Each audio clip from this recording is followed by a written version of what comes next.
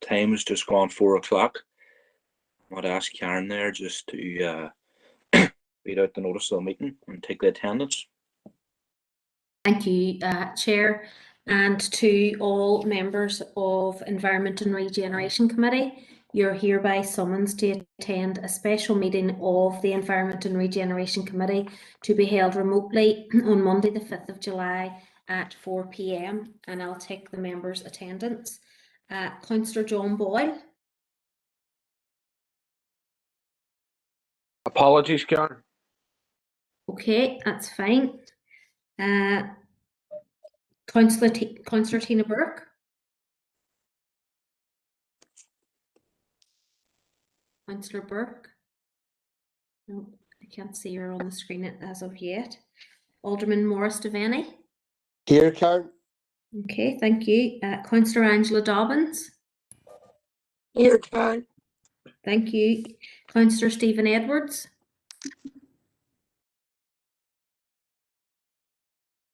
Councillor Edwards. I can't see Councillor Edwards yet.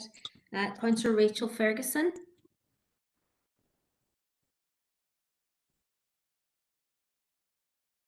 I can't see Councillor Ferguson yet.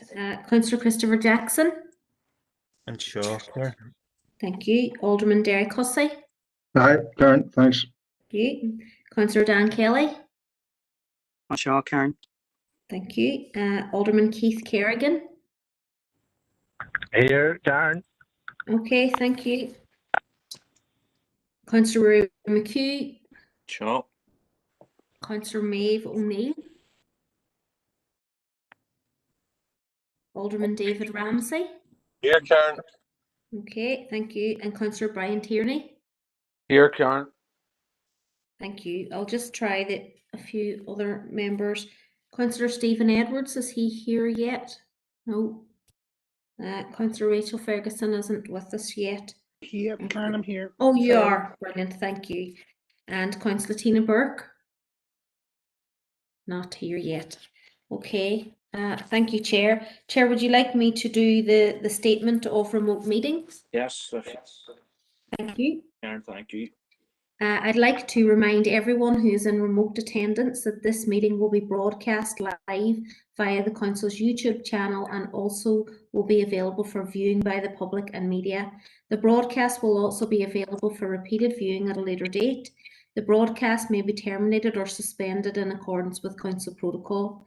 Members and approved speakers are reminded to only have their mics and cameras on while speaking at the meeting and to use the chat facility to highlight a request to speak. By participating in the meeting, you are consenting to being filmed and to the use and storage of those images for broadcasting or training purposes and for the purpose of keeping historical records and making those records available to the public. And a copy of the Council privacy notice may be found on the Council website. Thank you, Chair.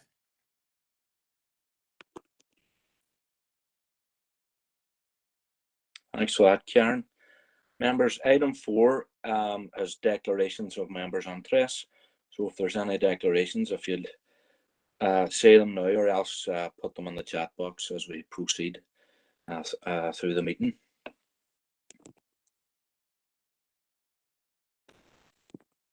Item 5, members, is chairperson's business. I've just a couple of things I would like to bring to members' attention.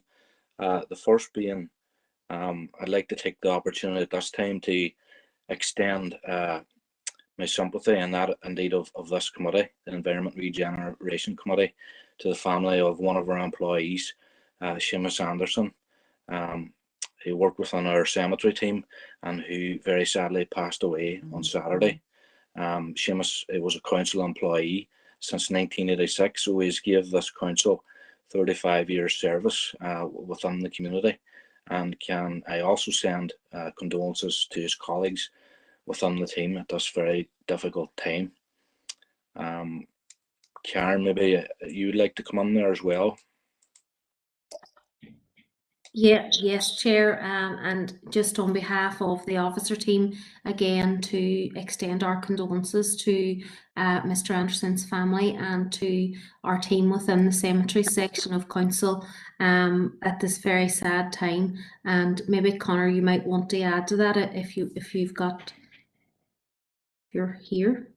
Oh, thanks, Chair. No, I think both yourself and the Chair have covered it. Seamus has been an invaluable part of the City Cemetery team for many years and has provided invaluable service to council, and it's just, I suppose, a sad loss primarily to his family and friends, but also to his work colleagues. And I know that there will be a show of sympathy from his colleagues at his funeral tomorrow, and for obvious reasons there's restrictions in terms of COVID and so on, but I'll ensure that these comments are passed on to the team. Thanks, Chair. Thanks for that, Karen and Connor. Members, I'd also like to just, I'm sure members will be aware, on Sunday in Strabane, local business of O'Doherty's, the coffin makers, apparently was struck by lightning and has been gutted and the resulting fire from it. And on behalf of council and this committee, I would like to send our well wishes to the O'Doherty's. I know that particular company employs a significant amount of people in Strabane, so obviously there's great concern for obviously the future of the business and the future of jobs, but hopefully they can come through this and come back bigger and stronger than ever. And I think we should also be extending our thanks to, in particular, the fire service and all emergency services who attended the scene there and who quickly prevented the fire spreading to other businesses and indeed nearby residents. I'd also like to extend a thanks to DFI who are presenting here today for the work that they have been involved in Strabane as well, with the road being closed, but in particular to do with flooding incidents across the city and district over the weekend. Particularly, I think, in the waterside area of the city was particularly badly hit, but there was other areas too throughout the city and district, as I said there. So our thanks to Robert and his team for their help there. Thank you. Members, I'm going to move on now, and I note that Councillor Donnelly has joined us. If he could be marked present. We have apologies there from Tina Burke as well. I'll bring you in now, Morris, just before we go on to the main business of the meeting. So can I call on Alderman Devaney? Thank you, Chair. And on behalf of our party, the EP would like to send our condolences to the Anderson family in this very, very difficult time.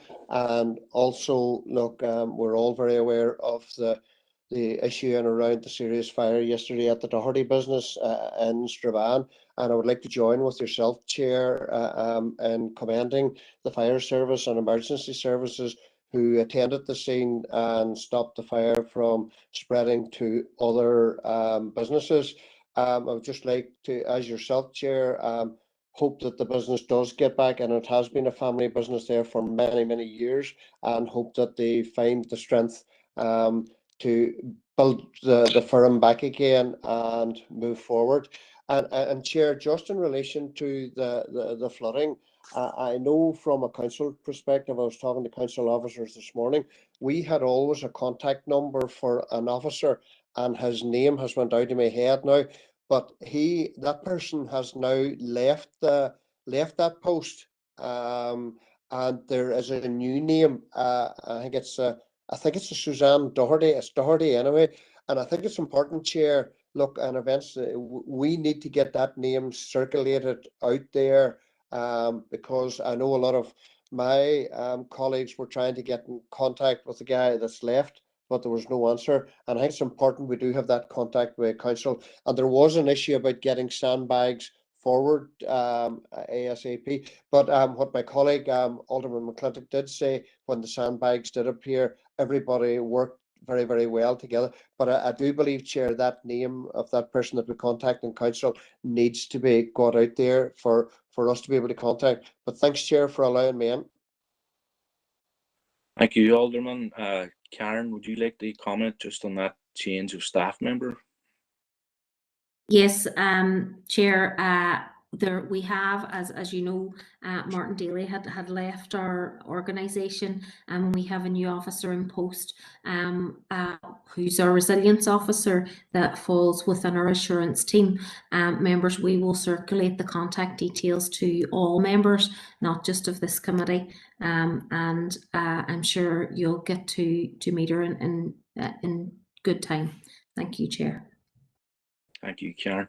And Councillor Edwards has asked to be recorded present. That's no problem, Stephen. And Councillor Tierney's looking on there. Thank you, Chair. Chair, it's just to be on behalf of the SDLP group to be associated with your remarks around Chair's business. Obviously, we pass our collective condolences on to the family of Seamus Anderson and his colleagues as well. And I know that the members of his team will be supported by senior officers as they try to navigate through this very, very difficult time. And our thoughts are with all of them at this very difficult time. Also, in relation to the terrible fire that we seen yesterday at O'Doherty's in Strabane, Chair, you may be aware some of my colleagues in that part of the district have been on the ground and supporting the O'Doherty family and all of the residents in that particular area.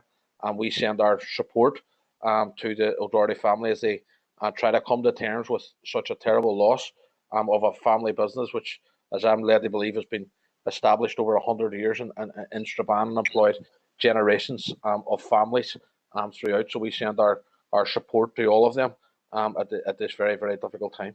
And like yourself, Chair, we thank the emergency services who were in attendance yesterday, and we thank DFI for all of their hard work that they've been involved in over the last 24 hours right across the city and district to ensure that people had the materials that they needed to protect their homes or businesses at that particular time. Thank you. Thank you, Councillor Tierney. Councillor Jackson indicated here.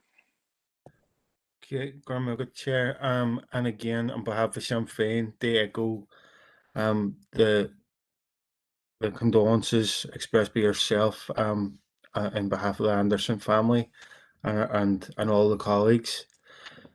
We give they've got the full support of and the thoughts and prayers of all of us within Sinn Féin in that regard.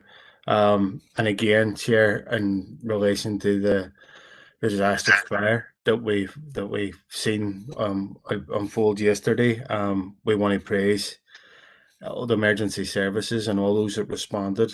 They try and contain the fire, but also we want to express our thoughts with the business owners, which were devastated by the events of yesterday. Chair, just in relation to some of the comments from others in respect to some of the emergency response, I would like to echo the sentiments of Alderman Devaney. There was a lot of concern. There was a lot of anxiety from residents whose properties were on the verge of being flooded, and in some cases, thankfully, in a few occasions, but there were some properties that actually did become flooded as a result of the torrential rain yesterday. There was a lot of concern and confusion around the access to sandbags and access to any means to try and protect property. And I do believe that there is a role in terms of elected reps and community organisations to have access to resources that we can step on and provide assistance to those that need it in a time of emergency, as we experienced yesterday.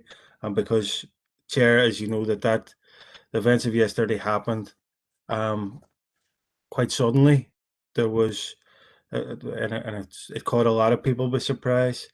There was, and a lot of the residents in particular weren't able to be prepared to protect their property, and I know that particularly the emergency services and the statutory bodies were inundated by calls. So there is, as a way of trying to ease the pressure on Rivers Agency and DFI roads, if there was resources for communities to access, it would certainly ease the pressure and provide that much needed support to those within our communities. Thank you, Chair.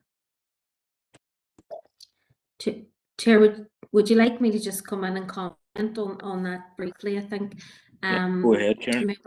Yeah, and I think members, just as you know, our emergency planning function lies within our audit, risk and assurance section of council, and our new resilience officer is now in post. So members, it may be useful if you would like that we could ask for a meeting of the adverse weather working group to be set up in order to, I suppose, introduce you to Jacqueline Doherty, Jackie, and indeed to, I suppose, consider those matters in more detail.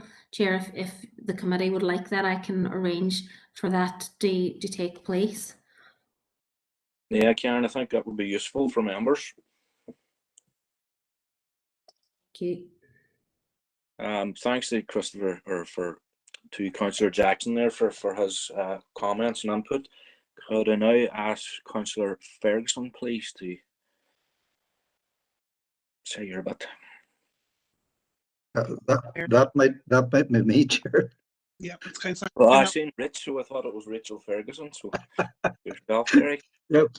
I don't know what's going on here. Somebody's trying to tell me something.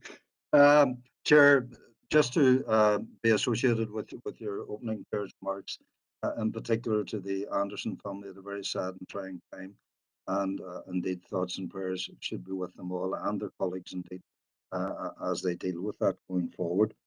With regard to the O'Doherty lightning strike, of course, I trust that our own business department and others, be it Invest or whoever, will be in there to assist that business to recover at the earliest opportunity. I understand from news today that it looks as though the building itself will have to be tossed, etc. But obviously, we're keen to ensure that the business is up and going again as soon as possible. The number of employees that I heard was 37, and that's a significant number of employees in the Strabane area that has to be dealt with. The point has been made there with regard to fire and rescue, and I join with others in congratulating and thanking fire and rescue for the way that they were in there, prevented further spread of the fire, and indeed, not without danger. Because we do know that there were explosions via the various materials and maybe cylinders, etc., that were within the building. So, it wasn't without personal danger that fire and rescue went in there, and they need to be thanked by all of the community. With regard to the flooding, I'm going to differ slightly from Councillor Jackson, because I don't know about anybody else, but the weather forecasts I was looking at, these were the ordinary weather forecasts, were indicating to me that there was going to be torrential rain. I don't know if road service or whoever else seen that. I'm sure if Martin had been there, we probably would have had an alert warning on it. So perhaps when we're being addressed by the FI road service, the issue of gully cleaning could be included in the remarks as we move forward. It seems to be an issue elsewhere in the province, and I mean, of course, we weren't the only area that was hit. We've seen the scenes throughout the wider northwest area, right down to the coast at Causeway Coast and Glens. So the issue of gully cleaning, and I realise resources are stretched. It used to be something that all gullies would have been cleaned on an annual basis. I understand that all gullies are not reached now on an annual basis. That has an impact on the flooding issue, and it's something that I hope will be addressed by road service as we move forward. Chair, thank you for permission to come in, and I think that concludes my remarks on yours. Chair, thank you very much. Yeah, I presume those issues will be touched on within the main body of the meeting. Councillor Edwards. Thanks for letting me in. Apologies, it's slightly late to the meeting, so I missed the start of it. But I do also want to speak on the about the authorities, the fire in Strabane yesterday, and I spoke with the authorities brokers yesterday, and they are absolutely devastated what's happened to them. It is a terrible tragedy for a business that's been in the centre of Strabane since 1908, employing 27 staff. I think it's terrible to see those scenes yesterday of flames engulfing their business. But as others have said, and I echo that, the local fire service have done a terrific job in controlling the fire. Completely thank them for the work. They saved a resident, a homeowner, a house near the building, and they also saved adjoining businesses. So completely thank them for the work. They've done a terrific job, and we're lucky today that we're here and we're relieved that no one was severely injured in this fire. But I do wish the authorities all the best, and we will continue to engage with them as will others, and I hope that they can rebuild and continue to have that strong presence in Strabane town. Thank you, Chair. Thanks for that, Stephen. Members have no further indicated speakers on this item, so we'll move now to the main purposes of this meeting, which is, of course, to hear the DFI roads report for spring 2020 to 21. I want to particularly welcome David McKinley and Robert Mccartney, who are both here representing DFI. These are very welcome, man. Chair. Sorry. Thank you, Chairman. Yeah. Can I just remind members that, this meeting, it's not to, hear a long list of members on particular issues. There is a sheet attached to the end of the report, and Karen informs me it has also been emailed out to members with the email address to send it on the road service to have your own particular matters dealt with. So I would ask when members are addressing either Robert or David that they try and keep their comments to the main body of the report. So I'll hand it over to you now. I presume, David, you'll be. Yes, Chairman. Thank you. David McKinley. I'm currently the Divisional Manager for Western Division. I have pleasure in submitting this 21-22 annual report for the work of DFI roads across the Derry City and Strabane District Council area. This report will deal with the works completed across the council area during 2021 and sets out our initial proposals for schemes for the 21-22 year. The opportunity is also taken to provide an update on their strategic roads schemes that are currently being taken forward across the area. Past year was an unprecedented year owing to the impact of COVID-19 pandemic, and thankfully our contractors developed different ways of working. The impact has been mitigated, and thankfully most of our 2021 programme was successfully delivered despite the absence of work over 4, 5, 6 months. Since 2013, the Department for Infrastructure baseline resource budget has been insufficient to meet its needs to deliver core services, and this continues to be the case. Now, this year's structural maintenance capital allocation was to be substantially increased from a typical opening allocation of around 75 million to 120 million, of which 17 million has been set aside for the Roads Recovery Fund. This investment would have been a significant move towards the 143 million required to annually maintain the road to a reasonable condition.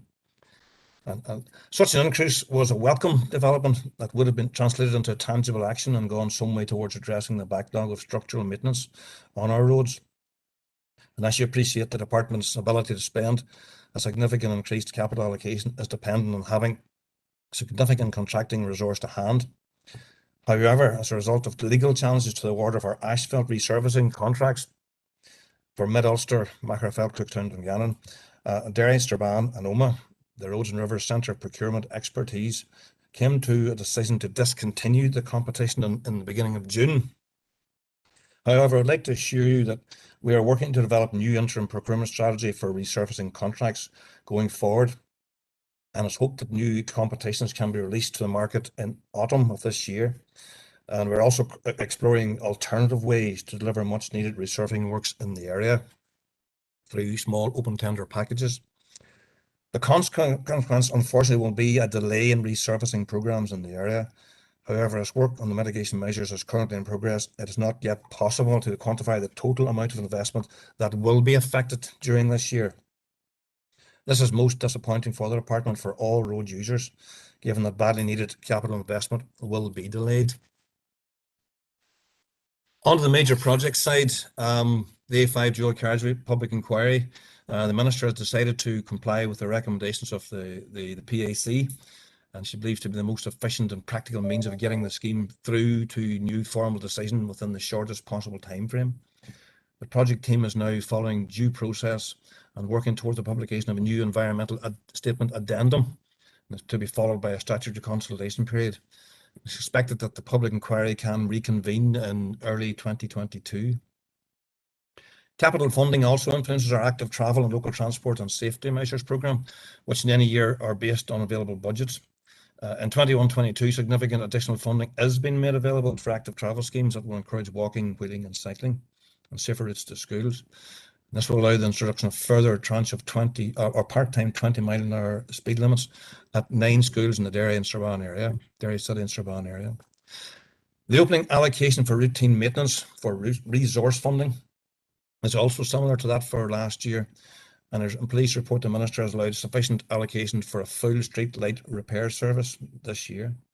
While the operation of a limited service continues, the funding that is available allows the department to repair defects greater than 50 mil on all roads, including low traffic roads, and will undertake 2 cuts of grass and roadside services between April and October. Our request inquiry forms can be used to raise local issues with the department or deal with matters that are not directly related to this report. And I would encourage councillors to avail of the online fault reporting system and NI Direct. Our staff are always available to assist with queries. I hope you find the report informative and the department values constructive comment on all activities. And I and Robert look forward to hearing your comments after the report. If you'd like to move to page 5 of the report, it just sets out some of the statistics for what roads and infrastructure we have in the Western Division. Nearly 10,000 kilometres of road and over 2,800 bridges, 64,000 streetlights. And you have a list there of what our main functions are, from road improvement schemes, maintenance of roads, street lighting and road improvement, development control and private streets. Moving to page 7, on our strategic roads improvement, led by Seamus Keenan, assisted by Manny Galt and Ryan Devlin. You'll see there on page 9, there's a summary of where we've gotten to on the A5, and I alluded to that on the forward there. And in the 2020, the department received the interim report, as I said, and we're now working through that. We are to publish another addendum for moving forward to another public consultation. And in the circumstances, the PAC has adjourned the inquiry, indicating that it can be reconvened when the department has taken the steps that they have recommended. On receipt of the PAC report, officials will carefully consider all the recommendations and take legal advice. A number of potential options in taking the scheme forward were developed and presented to the Minister. Having given careful consideration to all of the advice given, the Minister, as I said, has decided to comply with the key recommendations of the PAC and reconvene a public inquiry. We're working at pace to do this with a view to reconvene the public inquiry early in 2022. With a hope that the final report and proceedings can be delivered later in 2022, and perhaps maybe move towards, if we can satisfactorily conclude the statutory consultation, to move to lead to a construction in 2023, God willing. Moving on to page 10, and closer into the city, you have A2 Buncrana Road. The RTS TNTP 2015 endorsed improvement of the A2 Buncrana Road from Pennyburn to Donegal. Look in the middle of the page there. On 26th of March 2019, the department held a public information day where emerging proposals to upgrade the road were set before the public. Presented included the upgrade to dual carriage of 4.1 kilometres of carriageway and the upgrade of 6 of the junctions, the more main junctions, to roundabout status. Primarily for road safety reasons, this proposal includes provision of a physical central median between Pennyburn roundabout and Skeogue roundabout, thus preventing right turn movements into and out of intermediate junctions and accesses. Left and left out access is provided at the majority of these intermediate junctions and minor access. Under this proposal, those wishing to turn right or go into their accesses would be required to travel to the nearest roundabout and to approach their destination via left turn movements only. The rural section between Skjog and the Ela Business Park will also be upgraded to a 4-lane dual carriageway.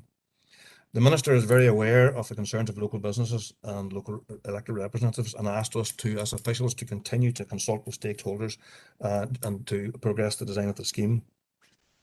We would like to publish the draft orders and environmental impact statement later this year and start the formal consultation thereafter. Moving on to page 12, A6 Dungiven to Drummond dualling. Construction of this dualling scheme is progressing well, with approximately 95% of the earthworks complete. 10 structures are also substantially complete, and those travelling along the road will see those excellent works coming ahead. Main headline is near the second last paragraph there. The situation is now much improved regarding COVID working, and the scheme is expected to be complete in 2022, largely as planned, which is a terrific prospect. Moving on to page 18, the Ramblestown to Castle Dawson. I think we all know where we've got to in that one, and it's a fantastic achievement. And the bottom line there is that it was opened to the public on the 31st of May 2021, and it's congratulations to that team for that achievement. And it's certainly long awaited and delighted to have delivered that. Moving on to Robert Mccartney's network maintenance. You'll see on page 15 there an explanation of everything that he does in terms of trying to maintain the carriageway, the drainage, and the whatnot. Moving to page 16, dealing with correspondence, it's probably worth noting that there are significant levels of correspondence to be dealt with in the section office. Maybe it's just moving to the bottom. If we could actually encourage you to use the online fault report section on your websites. Alternative, a phone call be made to our online telephoners who will record the details of your fault reports, and you can report them on the internet link there or via the telephone number. The note that the vast majority of dealings with the public are by phone and email, so therefore visitors to the office has reduced considerably, so we're continuing to operate opening to the public and the section offices there from 10 AM to 12 noon, although we can meet you anytime by appointment. Page 17 to page 20 in the report there's a list of the works completed last year in terms of structural maintenance. Robert managed to achieve over 51 kilometres of road resurfacing at a cost of 4.6 million, including just over 1 million there for the Roads Recovery Fund, which is an excellent achievement, given the circumstances last year. Moving on to page 21 in terms of surface dressing, Robert managed to deliver 155 kilometres of surface dressing there. And there's a long list there you can look at your leisure. Moving on to page 25, completed drainage works in 2021 last year. Now this works that we're talking about here vary from replacement and upgrading of culverts to installation of gullies and whatnot. And there's a list, you can see it there. And you mentioned the gullies there, Alderman Hussey there. There was over 23,000 road gullies cleaned and 2,400 outlets cleaned as well. Robert, you may want to come in there and make comment about our resource problems there in terms of gully emptying. We do have some resource issues down in Woodburn where we're operating a much reduced staffing complement. Is there anything you would like to say, Robert, at this point? Well, one would like to say that our resource availability for gullies emptying has improved significantly in latter years with the appointment of a new contractor. And I think I just mentioned that figure of 23,460 gullies is reflective of the fact that we lost nearly half the year due to COVID when our contractors were not available.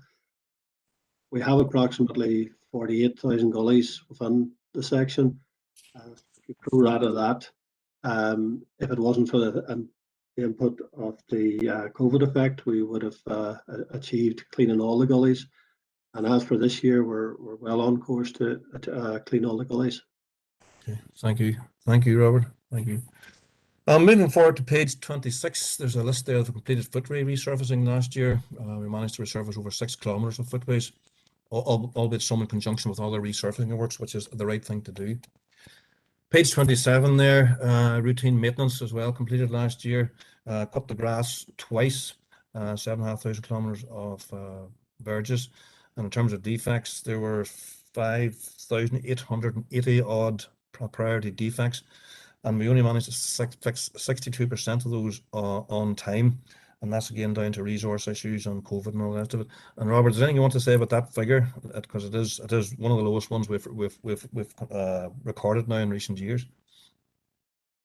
One of the impacts of COVID was that our contractors had to develop COVID-friendly working methods, and that means that it's taking longer to do a repair, and there's additional plant resources required. It means that we just cannot do as much as we set out to do because of those reasons. We're getting better. We have more staff in place now to deal with these priority defects, but it is due to the protocols, the operational protocols that are in place. It does take longer to fix a pothole, to fix a curb or whatever, because of the need to maintain social distancing, etc. Yeah, yes, it's one of the trying times, but hopefully we'll improve in this year going forward. If I can take councillors, Mr. Chairman, to page 28, winter service. Just to note that last year our first gritting action was on the 3rd of November, and by the end of the winter service period we had coincidentally carried out 77 occasions when salt was deployed, which was the same as the previous year. And we also deployed a fair amount of potassium acetate on the foil and the Craigavon bridges. For those who don't know, that's a chemical we use to de-ice those bridges, which is not corrosive to the steelwork. Moving on to page 29 in terms of streetworks. If we go near, that's what everything we do in terms of controlling our utility services who decide to excavate and work on our carriageways. Over the last year, there's almost 4,000 notifications of intention to excavate on the highway, of which there were 101,445 were subject to inspection by our statutory function officers and our section officers. Of those, 1.5% were classified as unsatisfactory, and the utilities were requested to redo. Our RMOs also identified 770 almost defects relating to apparatus belonging to utility companies. So they do have quite an impact on what we do on the roads. So, and there's a resource there needed to control that. Staff are also heavily involved in the Kilcura to Macrofelt high voltage cable piling upgrade, and to the broadband BT fibrous Newton Stewart Castlederg Strabane installation, which takes up a lot of their time. Moving forward to page 30 to 35, it's just a list there of structural maintenance that Robert intends to do this year to a value of about 4.3 million. And we hope we can do that. Obviously, I've just confessed there that we have particular problems with our contracting resource, but we will, if we do not try, we will not succeed.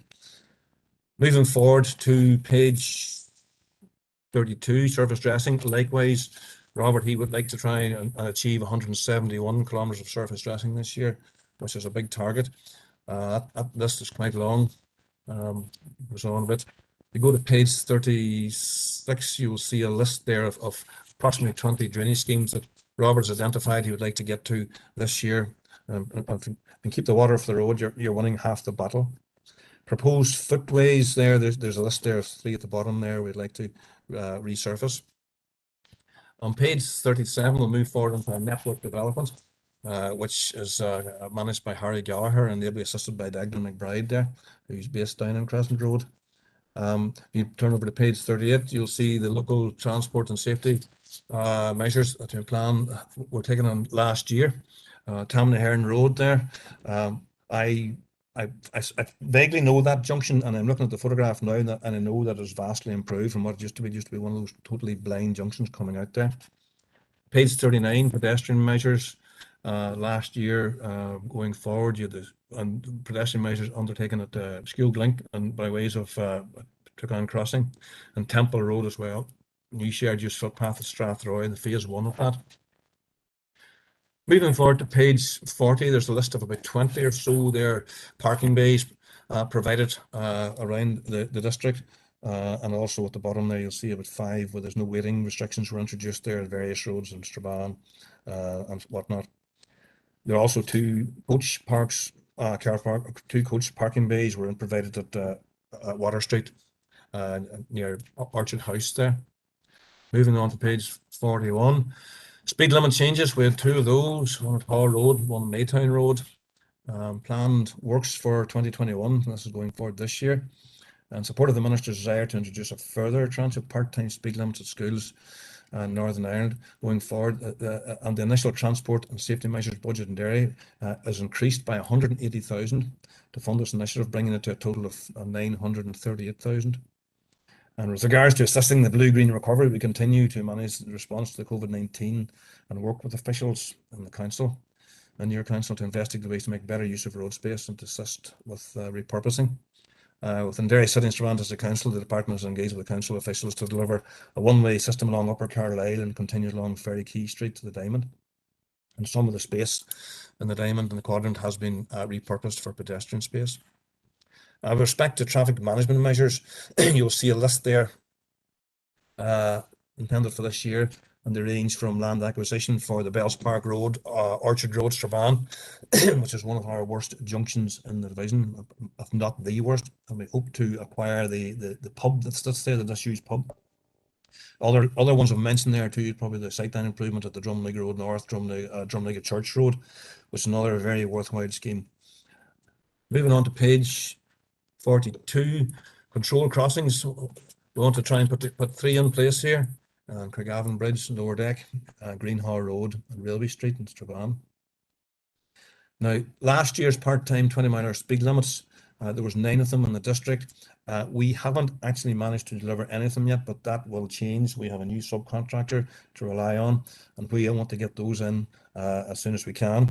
And also on the back of that, for the 2021, there will also be a further 9, we believe, in the district council area. These are yet to be announced by the minister, but it's going to be a good year for us. I hope that we can get 18 part-time speed limits in place across the district, which is good news.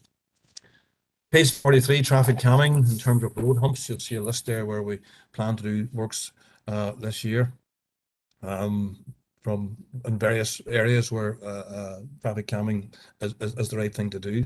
In the centre of the page there, you'll also see a list of cycling measures there. And those, the Minister is very keen on these, and we're keen to promote them as well. Rossfield Street residence parking scheme, you'll see at the bottom of page 43 there.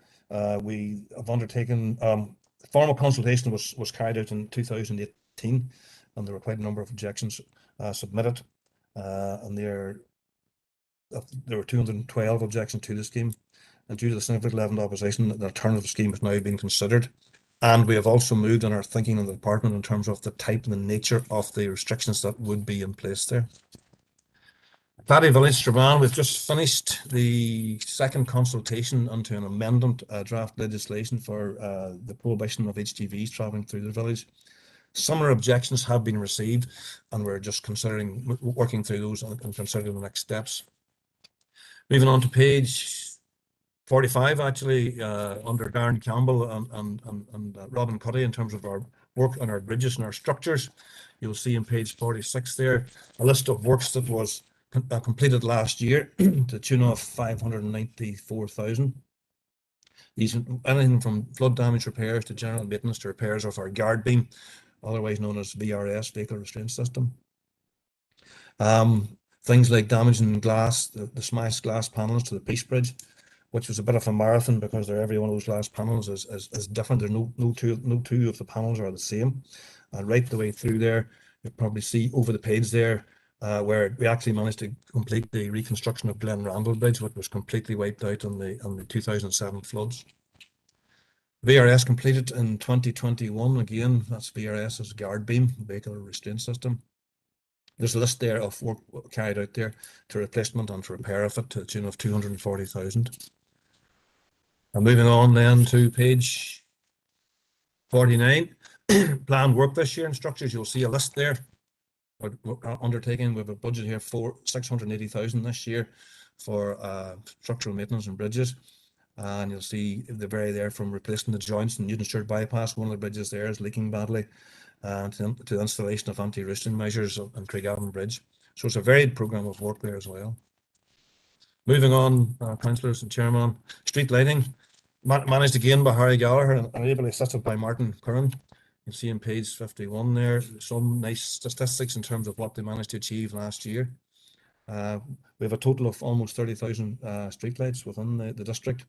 We have a new call centre now number there for the reporting of outages. Expenditure on street lighting during 2021 amounted to 1.625 million for maintenance, including almost $1 million in energy. The total capital expenditure amounted to 2.57 million, including £890,000 on the LED replacement lanterns. I think I'm right in saying that we currently have retrofitted almost 35% of all the street lights in the division or in the section or in the district area to modern LED lights, low energy lights. There's a list there of renewal schemes and LED retrofits that were carried out there. It's quite considerable from page 1 to 53 there last year. And then moving on to page 53, you'll see a list there of planned works for the same kind of work this year. The finance there is set at 2.2 million for the capital renewal schemes, 883 for LED lantern retrofits, and 389 for outage repairs. Moving on to page 54, Chairman and councillors, you'll see, let me see the page 53, page 54. Sorry, go to page 55, last section actually. This is our network planning led by Gordon Noble now, and ably assisted by Lorraine McWilliams in Crescent Link office there, and Paul Cassidy in the County Hall Noma. This details our develop control on our private streets works within the division. You'll see there on page 56, planning consultations last year. There were 970 planning consultations last year. That we will exceed that this year, and that exceeded the previous year. That's always on the rise, has been this last. There's a trend upwardly. In the middle of the page there, you'll see in terms of private streets, you'll see a list of 16 private streets, totaling 3.5 kilometres that were adopted into the public maintained network during the 2021 year. Page 57, you'll see, and there's a list there on page 57, you will see the private streets enforcements. This is the final section of the report. We continue to invoke enforcement proceedings against developers who fail to responsibility to provide bonds before commencement of their work. This takes the form of a series of warnings letters followed if necessary by enforcement. We do afford a developer every opportunity to fulfill their responsibilities in completing development infrastructure works to an adequate standard. However, where they was either incapable or unwilling to do so, we will consider issuing legal proceedings, which may result in the need for DFI to complete the works. We do have a finite element resource at our disposal, so sometimes that is difficult to do, and we don't have any control over other stakeholders such as Northern Ireland Water, who they must adopt their structure or their sewage infrastructure before we can adopt the carriageway, so that can be a problem at times. The very last page there, page 58, we actually took legal action by enforcement and adopted Ballinacross and Dergville and Castlederg, and we're currently undertaking enforcement completion for works on Ernie Court and Strabane, Burnside Manor and Killay Manor as well. So, Mr. Chairman, that is a fairly quick run through of this year's spring report. Me and Robert and I would be happy to take any comments or questions, and we'll do our best to respond to them. And if we can't, we'll certainly take note and come back to you.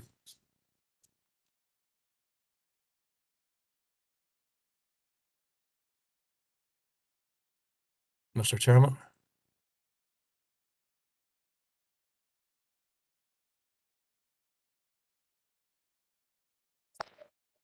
Chair, I think you're on mute. Just folks, thank you, David and Robert there for that very comprehensive report. David, would you like to take councillors' queries on a group basis, maybe 3 councillors at a time, or would you rather take them individually? Well, Mr. Chairman, if you had maybe 2 or 3 at a time, and I'll keep jotting down notes here, and it might give me a bit of time to think before I come back to the first question. No problem. And if Councillor Neil could be noted as being present as well. Councillor Patricia Logue has had to leave the meeting, and she apologises for that, but she has said, David, that she has sent you comments directly through the chat box. Members, just before I open it now to the floor, just to remind members once again, you know, please keep your remarks to the body of the report, because if we were to, you know, accommodate every councillor's own constituency issues within their area, would be here for another week. So I just impress upon you again to please use the sheet that's provided as an addendum to this report, and has been emailed out to each councillor to send on to DFI, and you'll hear from David's report there that they're more than willing to accommodate office meetings with councillors if they make an appointment, and there's also telephone numbers and indeed emails to send them your own particular constituency issues. So opening up the floor, I have Alderman Devaney first, then I have Councillor Tierney then. Go ahead, Alderman. Thank you, Chair, for allowing me in. And can I say a warm welcome to David and Robert there. I'm sure they're no strangers to me. Just commend you on the lengthy report that you have, just the presentation that you give us here. A lot of work done, probably in a very, very difficult year and a very, very difficult circumstances. I just want to start off by agreeing wholeheartedly with you, and around the A6 is moving along nicely. It's good to see it, and very, very welcome. I'm just concerned, David, and around the A5 and where things are stuck with that. And there is a perception on the ground that, look, if the A6 was up and running and moving along rightly, that the A5 will be put on a back burner. I hope that isn't the case, Robert or David.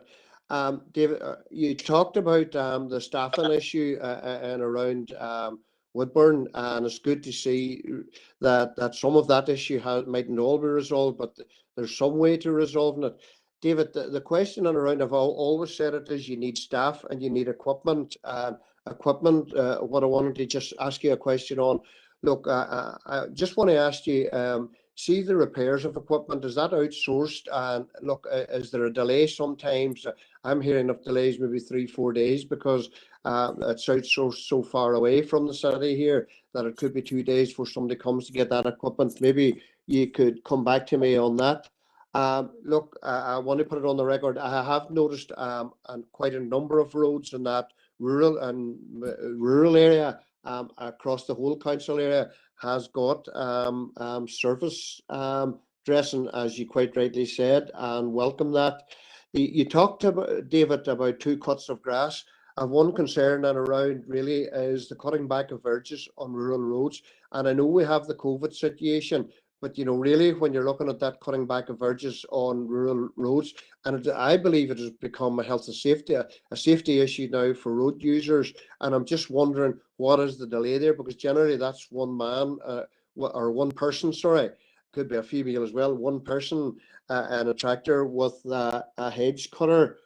The last one I want to say, David, disappointed that the 20-mile-an-hour school limit, those haven't been rolled out yet. I thought they would have been on the ground. I've had quite a number of parents contacting me and around why they haven't been delivered yet and what is the delay. But I would take it, Robert, now, or David, Robert and David, that we're in now to the summertime. The 9 that are here, would it be fair to say when those return back to school, those should be all in place? Look, other than that, David, just want to say thank you for the report and a good piece of work done.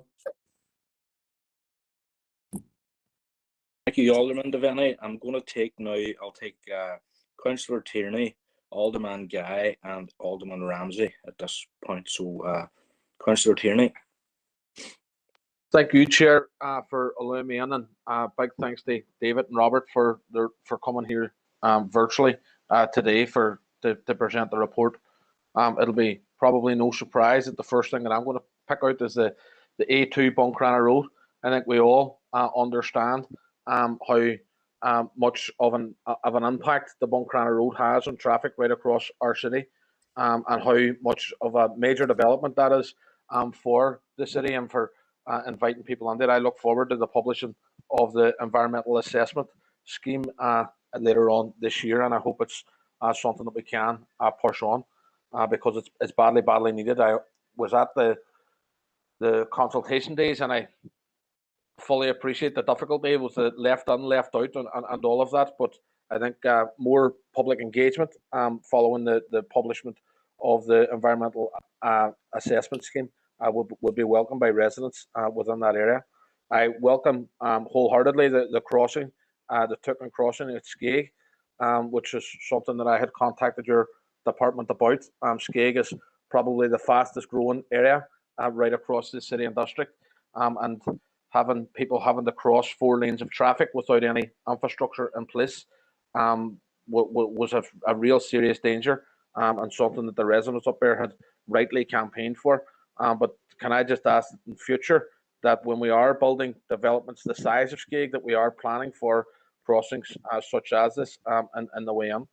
I also welcome the controlled crossing at the Greenhall Road as well, and I welcome the 20-mile-an-hour speed limits outside primary schools, particularly St. Paul's Primary School on the Moss Road, which is something that we seen a motion pass in this council about only a few months ago, and we're still looking for parking issues to be resolved there as well. In relation to the Roswell area parking scheme, which I'm sure both David and Robert will appreciate, has been going on since I was a boy. I'm born and reared in that area, and I know the frustration that residents feel. I listen to it most days when I go to visit my parents. It's a huge issue in that area. And can I just ask what the holdup is on it?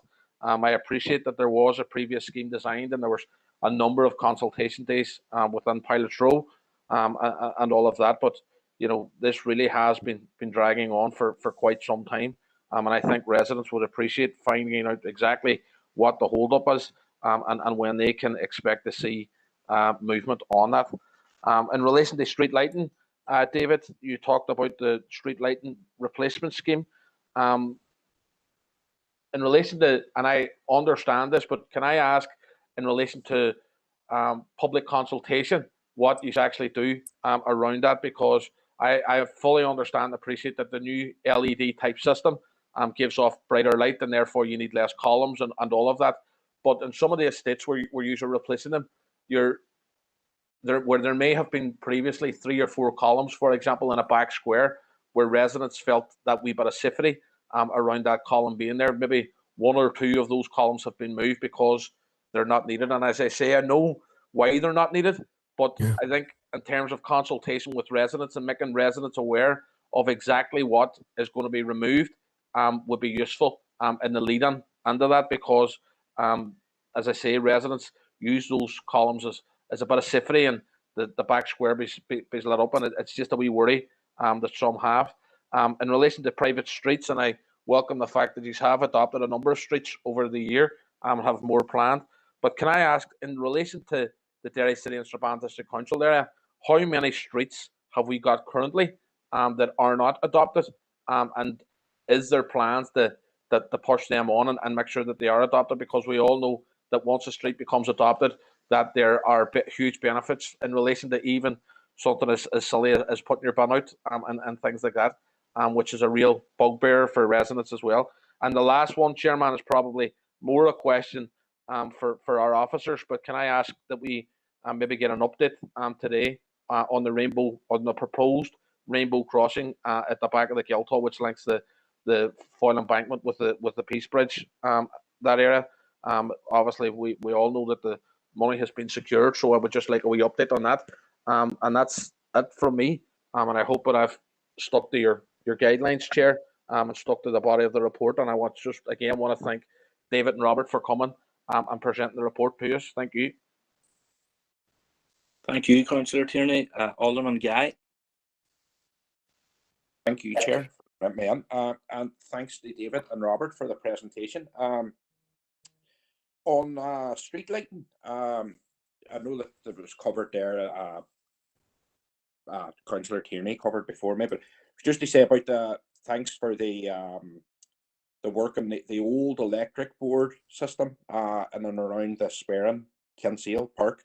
A lot of houses were in darkness there, and now I think most of it's tied under the current network. So it's created a good bit of light there. In regards to the traffic calming measures, I know in Sperrin Park and other places they were supposed to be started earlier in the year, and there was problems with contractors and so on.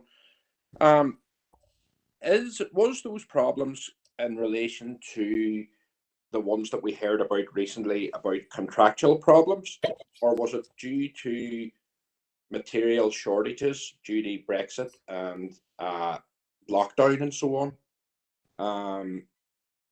Just to sort of get some clarification on that there. Listen, there's a few other things, but I'll send them in the forum because I don't want to hold anybody back here today. So thank you for your presentation again. Thank you. Thank you. Thank you, Alderman Guy. Alderman Ramsey will be the final in this group. Thank you. Thank you, Chair, and thank you, David and Robert, once again for being with us to give us your update, and it was much appreciated. And I know that I have Robert tortured on a weekly basis, I think it is. But listen, you know, at the end of the day, you can only do what you have the money to do. Now, my DA that I represent on the water side, to be honest, is extremely worrying at the moment because some of the roads are so bad. It's like patchwork quilt with potholes. And as you know, like they're repaired and then they break up again and you're back to square one. You see, as regards funding, like you know, how far back are we with funding? You know, how, like, what would you need? You know, what would you need to be able to get all this infrastructure back, you know, back to where it should be? Like, it's that bad that there's some really bad areas aren't even on the program for the next 2 years. You know, like you know, everyone has their own DEAs and they know themselves. There's some of the roads are just absolutely terrible, and I know you come under pressure about it. We come under pressure about it. But it's really about, we know it's, you know, you only can do what you have the money to do. So that's my main question is, you know, how far back are we financially for actually getting the list up to scratch and getting, you know, the works done, you know, time-wise and all the rest of it? Because, you know, as I was saying, we've been warned we're not the one day our own individual areas running today, and that's right. That's only right, because everyone that's at this meeting today has the same situation, same issues, and their DAs. So my gripe isn't about yourselves, and I know you do your best. It's about the funding that you require to actually carry out what needs to be done, as some of the roads, to be honest, are starting to look like they would have been a long number of years ago. Thank you. You, Alderman Ramsey, David and Robert, between you, would you like to answer those queries and questions from Alderman Devaney, Tierney, Guy and Ramsey? Thank you. Thank you, Mr. Chairman. Just Alderman Devaney, he mentioned there the A5 and his concerns about that, and is this ever going to happen? But all I can do is reassure that our minister remains completely committed to this, as we do, and I think the southern jurisdiction there, they remain committed to a £75 million contribution to that scheme, and I think I'm right in saying they have already passed over 22 million to DFI for this. So there's a across the board commitment to deliver on this, and we will continue to try and do that. Alderman Devaney also mentioned the woodburn staffing issue, the need for staff and equipment. He mentioned the repairs of machinery, and I've heard this mentioned from Damien McQuillan, who's our grade 5 on the operation maintenance side. Robert, do you know, are we repairing machinery on site here, or does it have to go to a remote workshop? David, councillors, my understanding is that our operational maintenance side of the organisation recently entered into an arrangement with a private sector organisation to provide maintenance support to our plant, and that is based in Maherveld. How that is operating, I'm not close enough to the action to make a comment, but if you would wish me, I could refer the matter to our operational maintenance side and Okay. give you a more substantive reply. Yes. Okay. Okay. Yeah, but Robert, that'll be useful actually, because obviously if you've got a machine, a grass cutting machine, and you have to get it from Woodburn to Mccartney and back again, then there's 2 days gone in travel time alone, you'd imagine, in terms of loading and unloading that thing. Grass cutting in rural roads, and what is the delay? Delay, Robert, do you want to comment on that? Obviously, we know we would like to get the first cut done before the July holidays, and we're probably behind in that. Robert, have you anything you want to add to that? That there's a delay because of?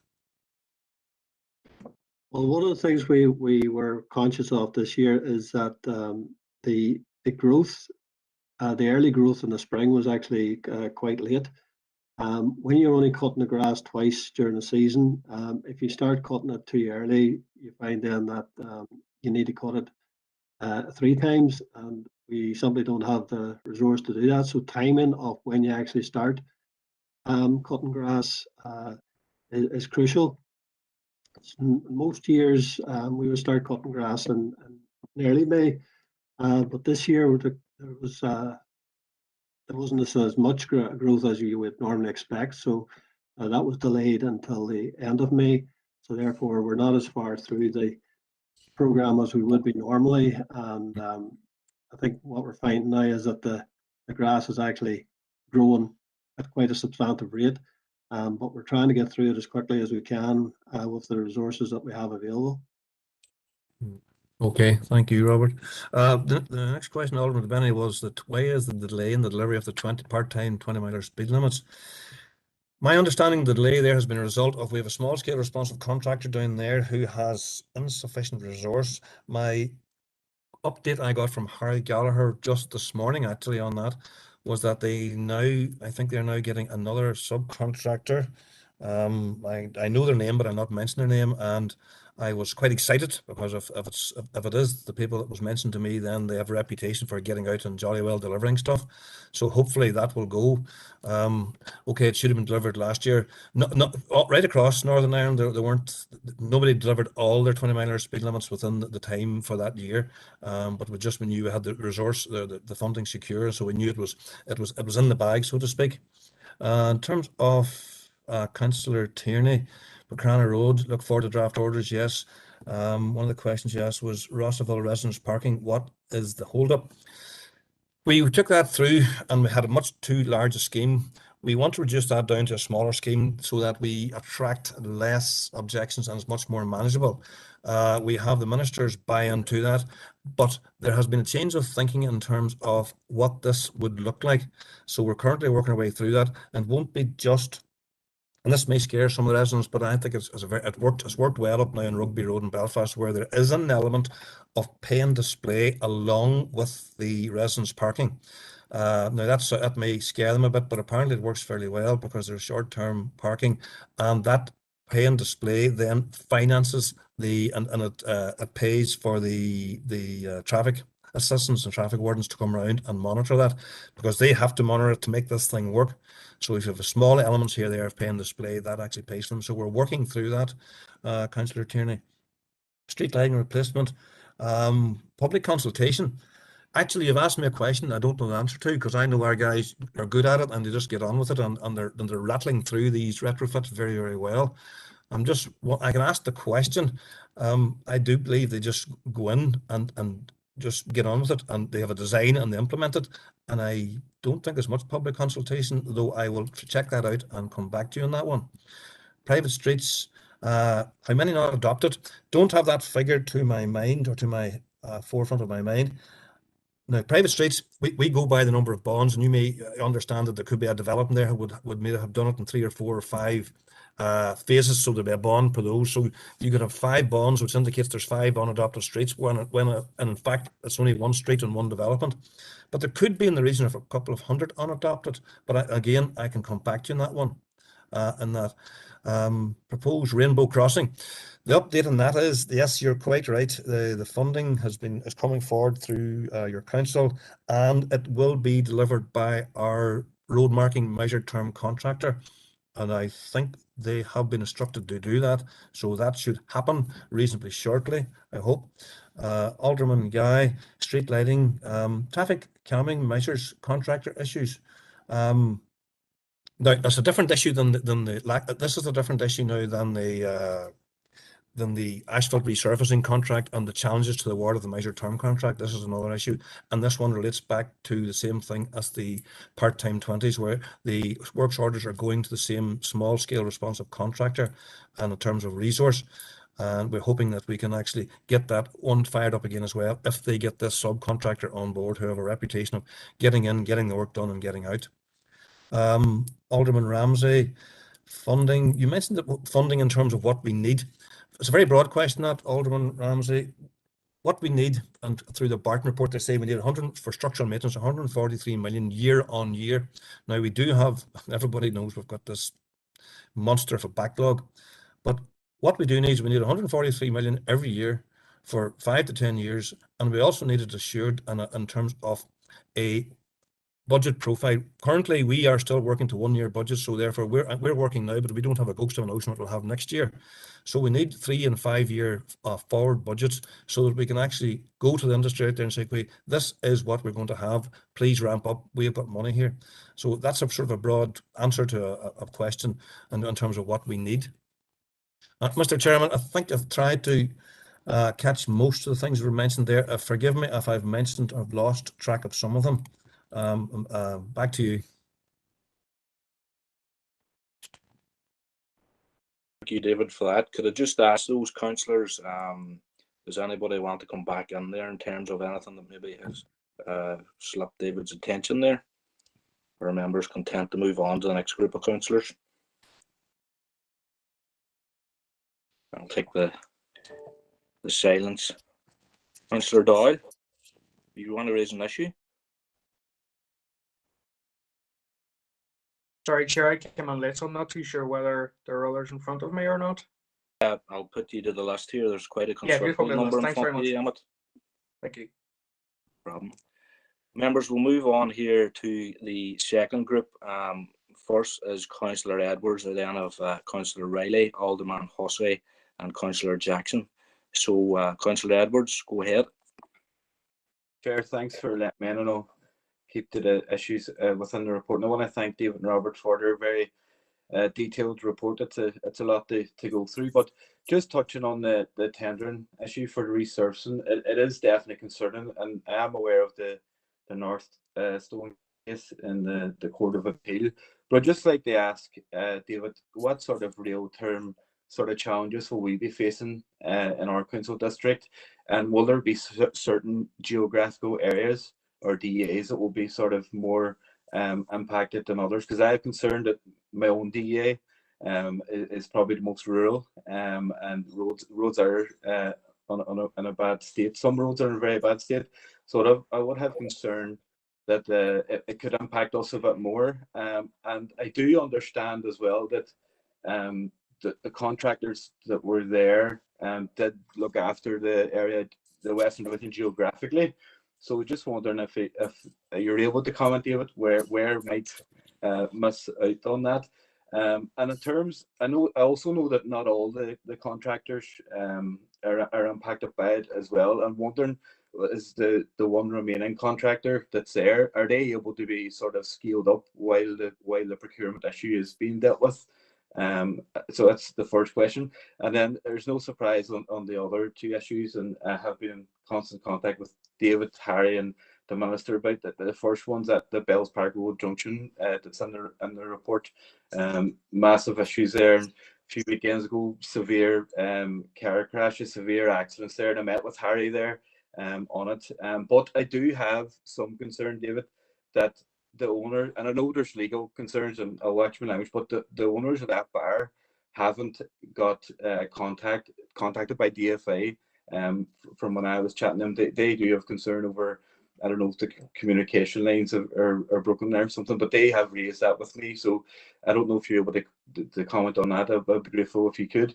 And the second one is the Clary HGV, also another major issue, and the chair brought a motion to the council on it as well. And I'm just wondering, the consultation is obviously closed now. Is there a sort of timeline there on when that could advance?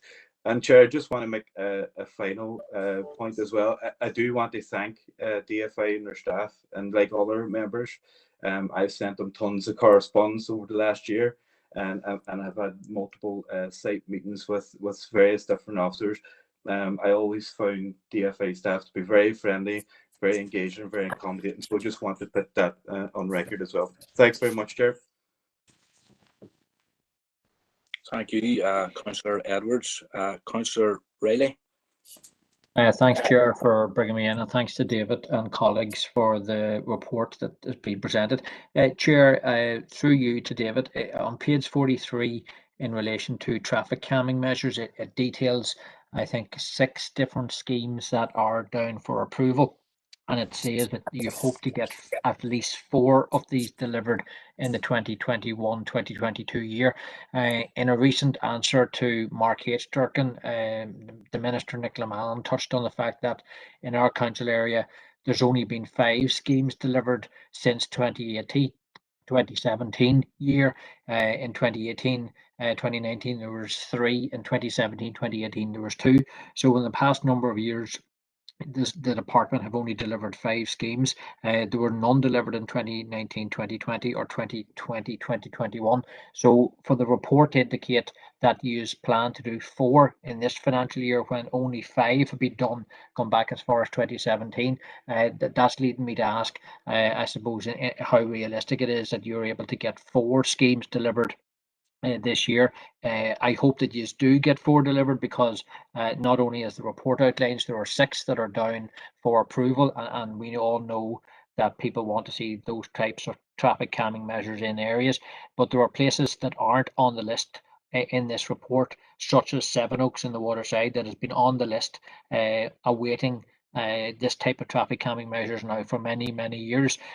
So any update or any additional information that you can give us, David, in terms of the prioritization within the department of traffic calming would be appreciated, specifically for places like Sevenoaks that have been waiting for a long time but aren't yet mentioned in today's report. Thanks, Chair.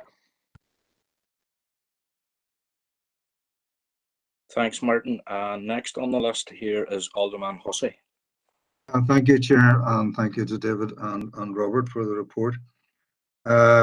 Just go back to the point raised by Councillor Edwards, the procurement issue, reference resurfacing. My understanding is that the European octopus has stretched in there with procurement requirements and held us back with regard to the issuing of those contracts, and I hope that can be resolved as quickly as possible. But I'd be interested to know what the potential impact of an adverse outcome to that particular process might be. With regard to the A5, I mean, there was to be phased development, and it struck me that there were different phases where there were less issues than other phases. Why has it not been possible to at least initiate those phases wherein the problems did not exist?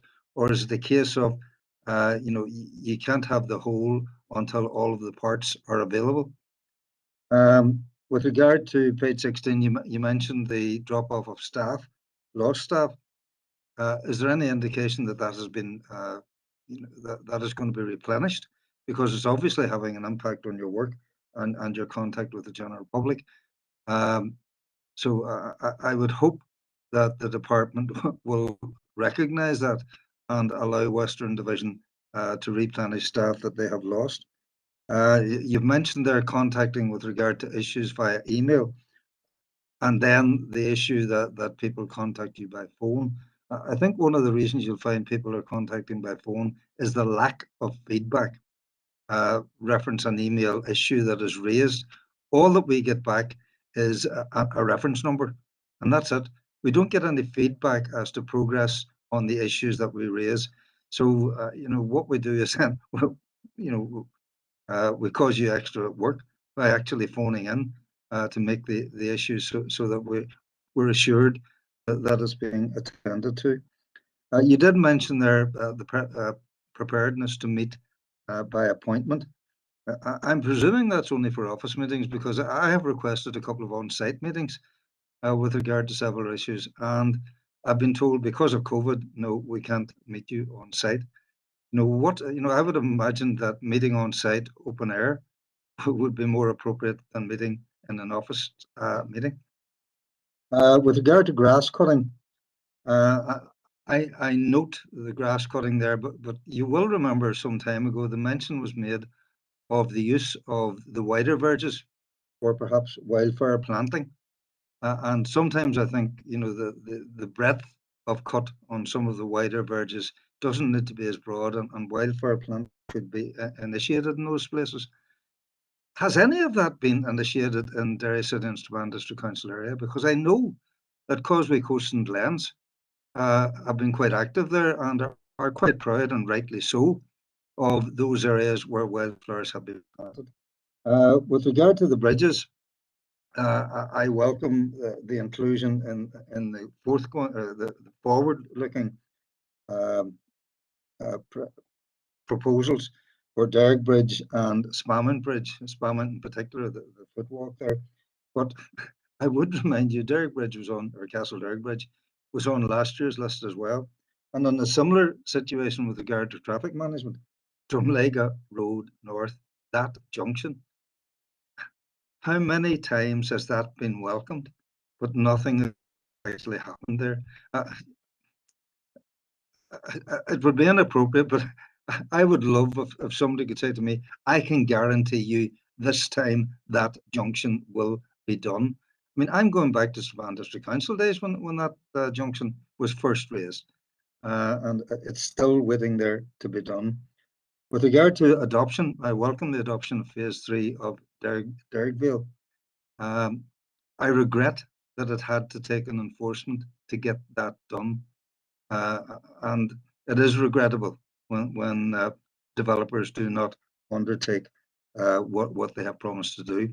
With regard to 3.1.2, the blue-green recovery, I'd be very keen, and I know my fellow Derg councillors, and perhaps I am being over parochial here, Chair, but the Newton Stewart bypass and a walkway around that on the blue-green recovery scheme would be a very welcome addition to everything that's going on. And finally, Chair, with regard to footpaths, you mentioned the maintenance of footpaths, etc.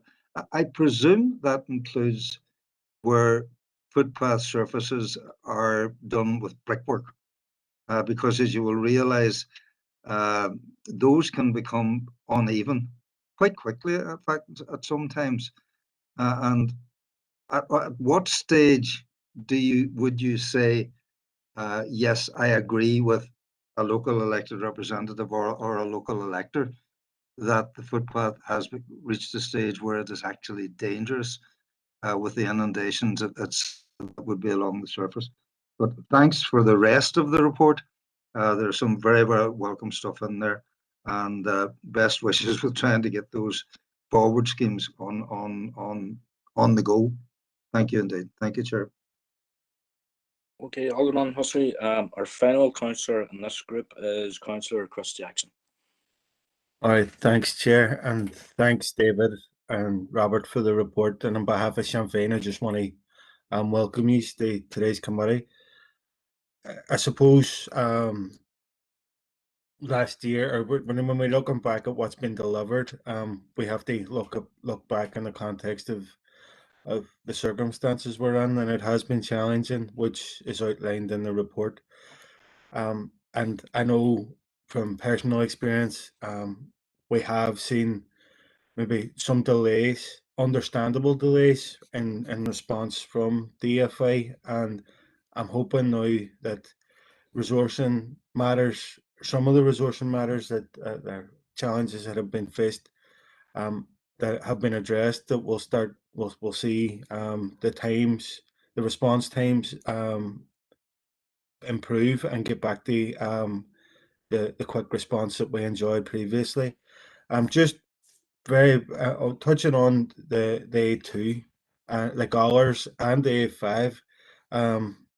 These are much needed schemes, and I'm just thinking back to it was a few years back now, when we had the then minister Chris Hazard, and the Guildhall Chamber, and when the minister made a firm commitment on the A6 at that time,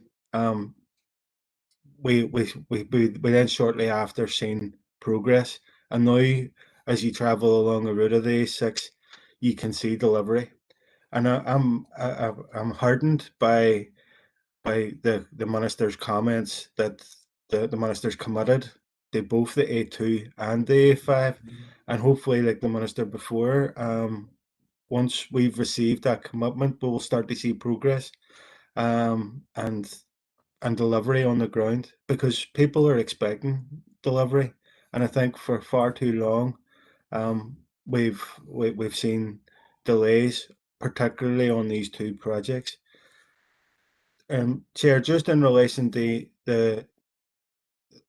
I suppose the delivery of surface dressing and resurfacing, all that that's to be congratulated. Any progress in terms of improving our roads has to be congratulated. But whenever we look at the long list of roads and the ambitious list of roads that's down scheduled for the year ahead, there is, as others have alluded to, there's massive omissions. There's an even longer list of roads that aren't included, and I know there's roads within there like Lissamore Avenue that have been raised continuously for resurfacing, but they're not appearing in any schedule for the year ahead, and that is concerning because like all our councillors and all our waterside councillors within here have said that there's some areas where our roads are an absolute disgrace, and by reading this report, there doesn't seem to be any plans to address the major issues that are appearing on our roads. So and I suppose in terms of, you know, the one-off potholes are being addressed, but when you look at the issues that are continuously re-emerging, then an entire resurfacing project, and I know speaking to local officers, they'll agree that that it's much more cost effective, it's much more efficient to resurface the entire road as they come out every few months to fill in a pothole.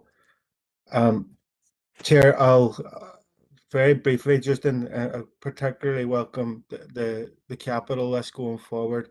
I know it seems a very small issue in relation to the anti-roosting measures in the Craigavon Bridge, but I hope that the anti-roosting measures will lead on to a maintenance schedule and much needed cleaning up of the Craigavon Bridge, because as we've alluded to many times within this committee, it has become an eyesore. It's a health hazard for those that are walking along the Craigavon Bridge, along that route, and we hope that following anti-roosting measures that there will be some sort of maintenance schedule, repainting and cleaning of the bridge.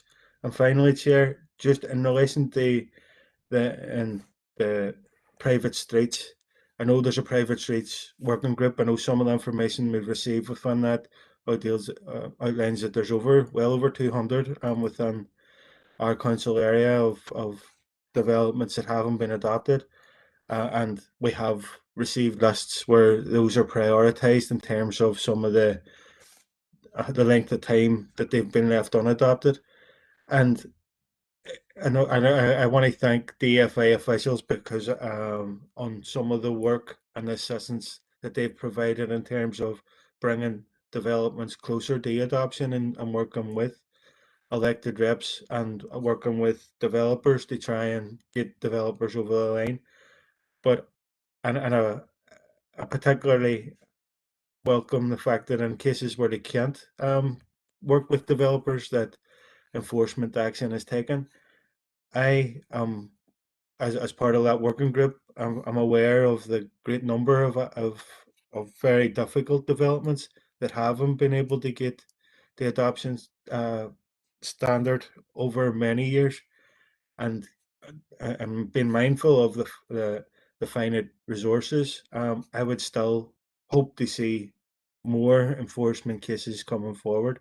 They try and ensure that those residents who have purchased homes have properties and developments that are fit for standard, because in some cases the standards fall far short. So I look forward as a party to working with DFA in the year ahead, and thank you again for the presentation. Thanks, Chair. Okay, thanks, Councillor Jackson. Just before I pass back to David and Robert for answers, the next indicated speakers for the next round is Councillor O'Neill, Alderman Kerrigan, and Councillor Doyle. There's nobody else as yet, so if you want to speak, please indicate in the chat box. So back to yourselves there, David and Robert.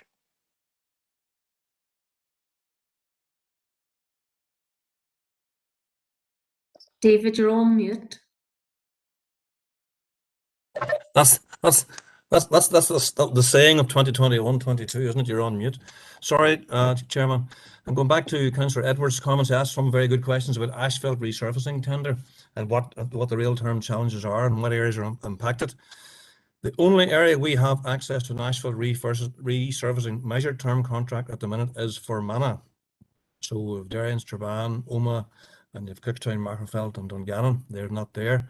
And you did ask another very good question: is can we then load work and upscale onto the one contractor we do have?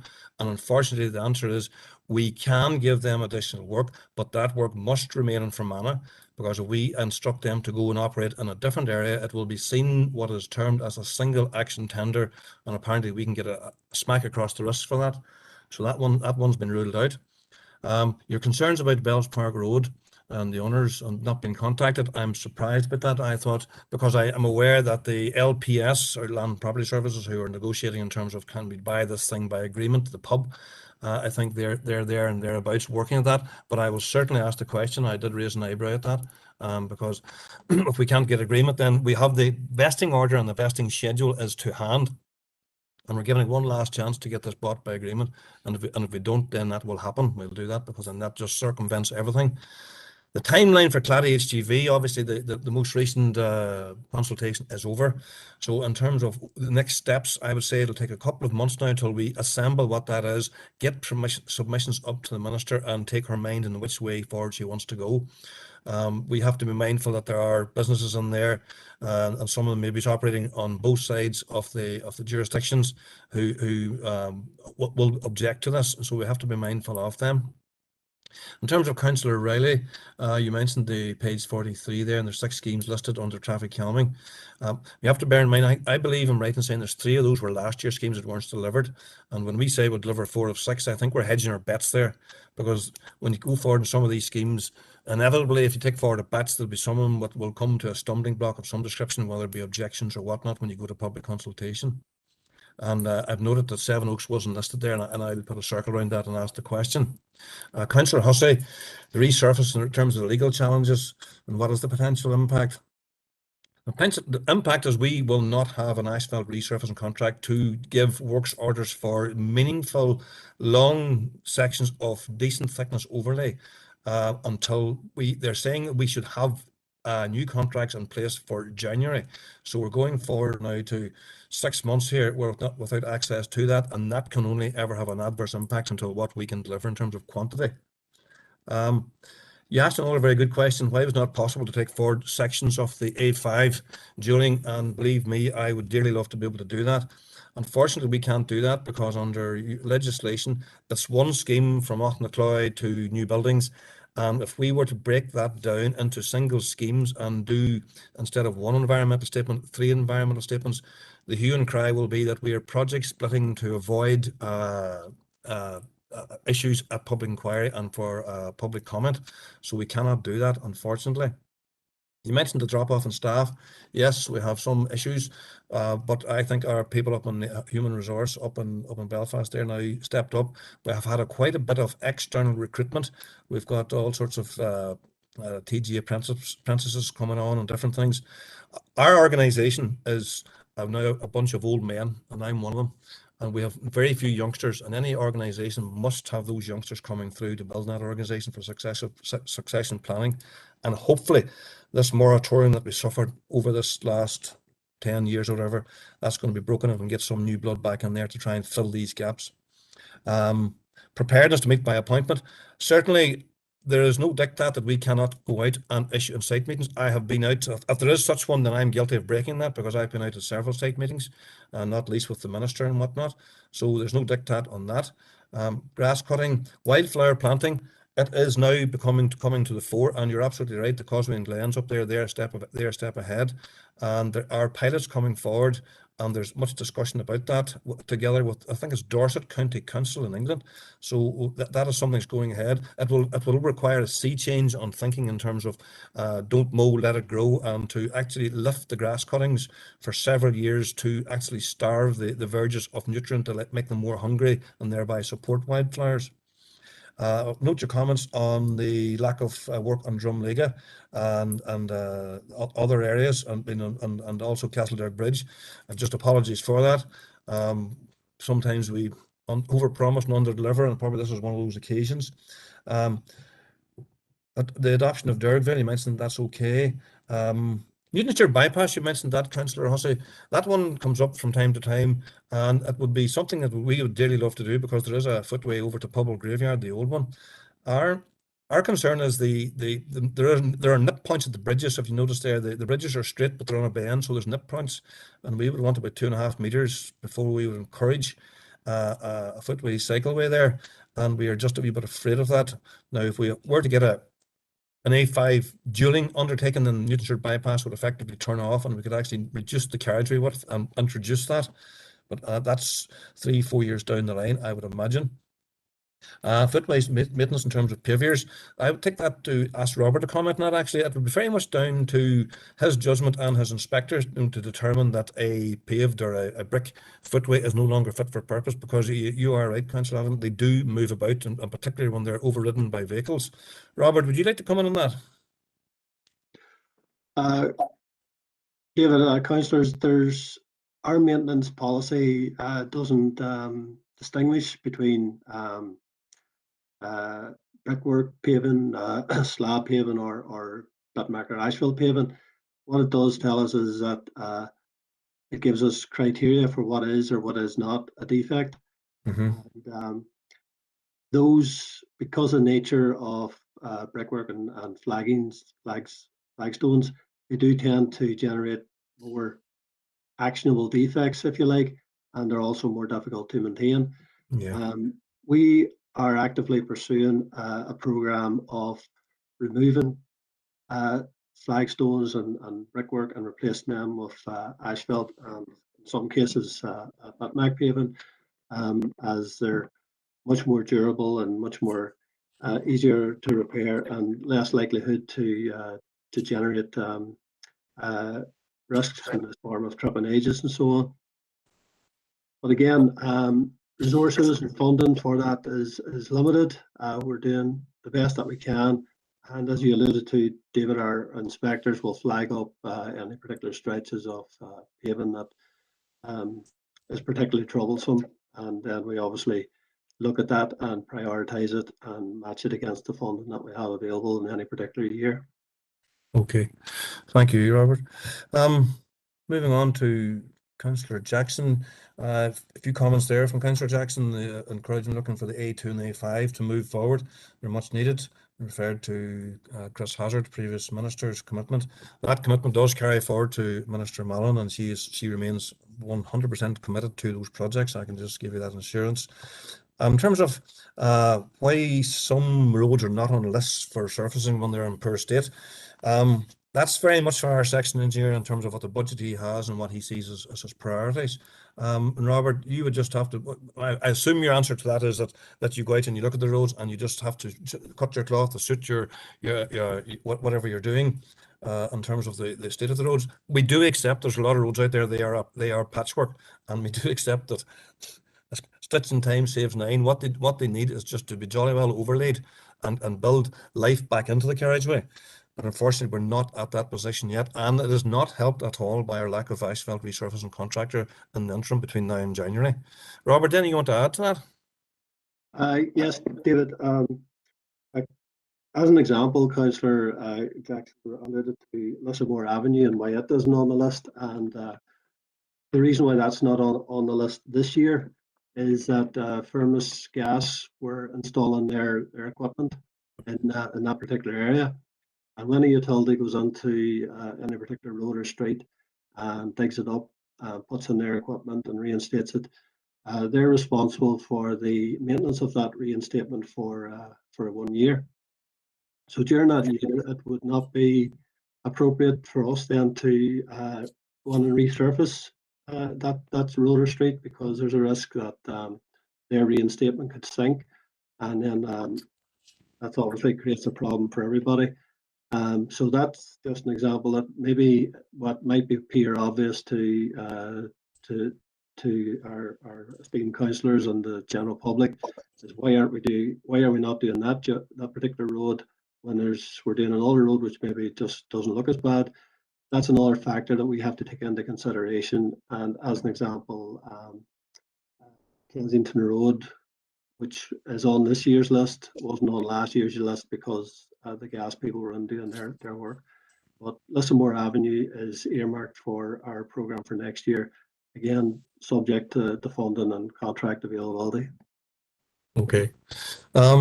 Councillor Jackson, you mentioned there the Craigavon Bridge and the cleanup. We're aware of that. I talked to Robin Cuddy only yesterday about that, actually, and he said that the plan for a cleanup of that. Robert, you may be involved in that as well. In terms of repainting of the structure, it is a big task. We are aware of that. It must be 15 years now, we reckon, since it was last painted. We need a special bid to get monies for it. It'll be a big one to do. And we also need our consultant, either our consultants or our in-house highway structures unit, to design up, believe it or not, a system whereby sandblasting or whatever, and go in there to do that. It is something that's definitely on our radar, Councillor Jackson, but we just haven't got round to it yet. And it's something that I'll ask Robin actually to start putting on his list for bids upwardly to try and get maybe it's £1 million or whatever it would do to repaint the structure, because it is a very valuable asset. And don't forget, this thing is also a listed structure. So there's two things going on here. It's a valuable asset, but it's a listed structure, and we should actually try to keep the thing looking right. So it is on our radar, and that's as much as I can tell you at the minute. Chairman, that's sort of me.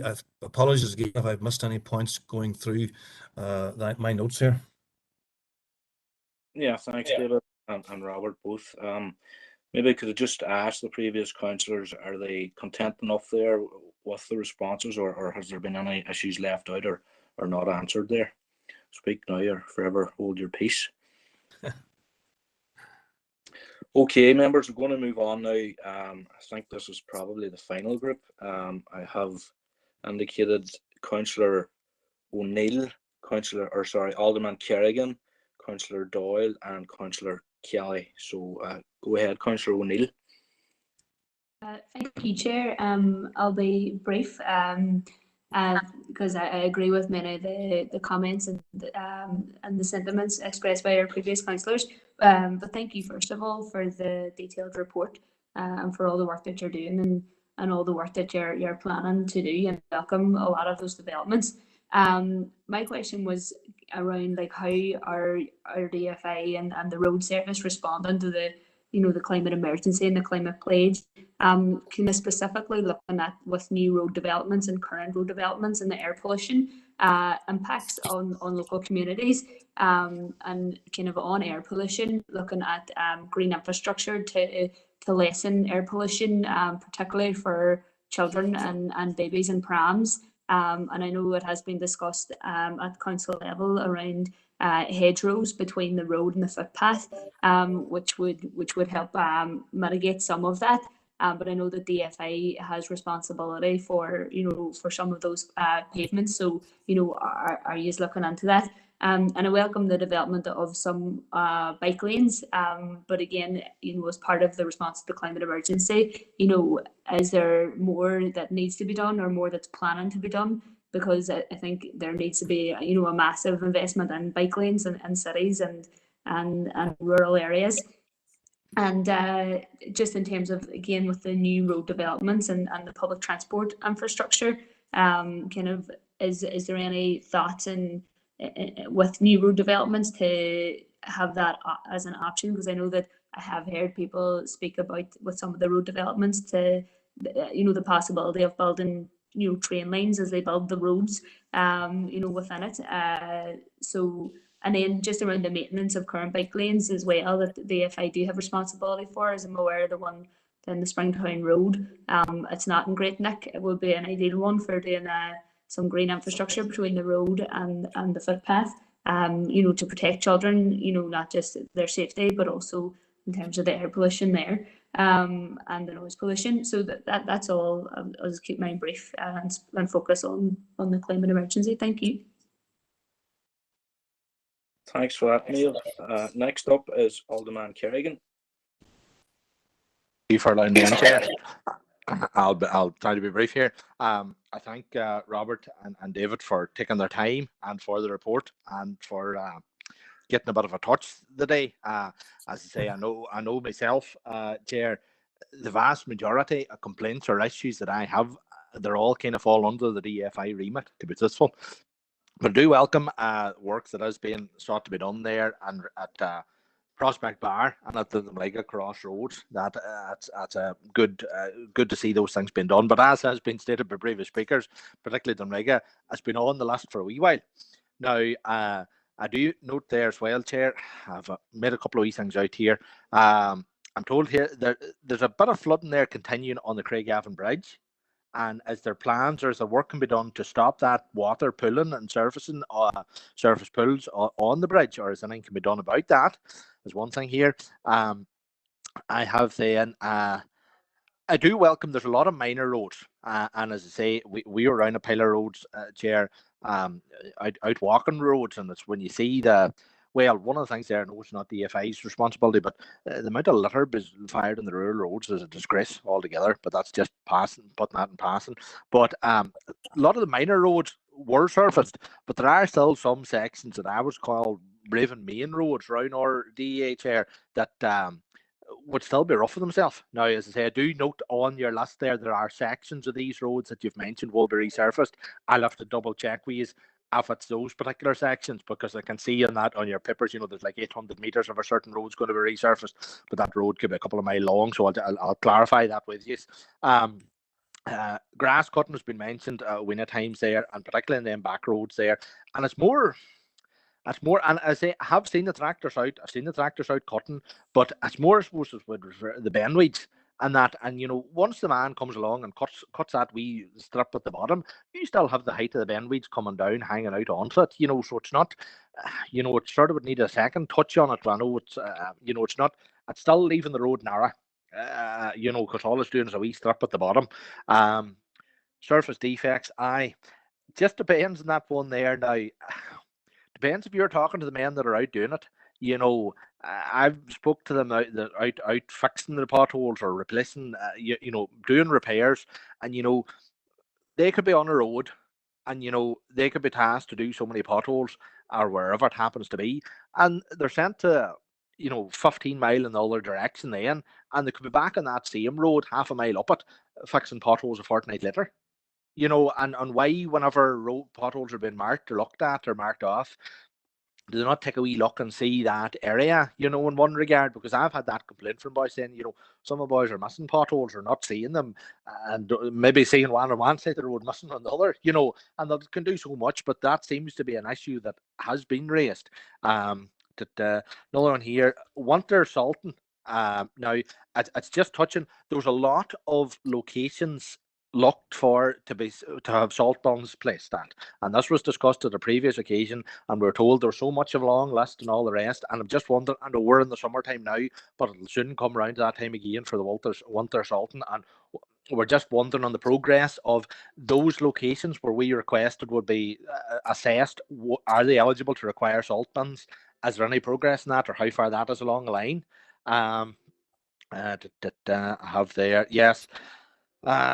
Again, it has been mentioned again, you send in emails and all, and sometimes you're making phone calls. And now, to be truthful, now I have one issue ongoing, this Bray file, and I have an email sitting in from the 1st of June 2020. It's never been replied to, and it's taken the hand a bit. Now, I followed it up a couple of times and I still haven't got a reply. But I'll follow that up maybe with Robert, maybe better. But it's not you, Robert, now, but it's another one of the staff. But another thing it's another annoyance. It's not necessarily your problem, but I would be minded the developer should pay a larger bond. I mean, as you have mentioned there in regards to getting Derrickfield, but there's other areas, these things here, they need to be finished off, and the developer should be paying that. Just in passing, it's not always the case that the NI Water adopt the sewers before the roads. It should be, but it's not always the case. And another torture seems to these private roads. However, anybody would vent for one of those things is nothing but a torture. Then my last point there, street lights here. I have it there, Chair, where I've reported street lights out around the Derg DA, and I noticed there, even if I went back onto the thing, even there during the meeting, and they're marked off as if they've been repaired. Never been repaired at all.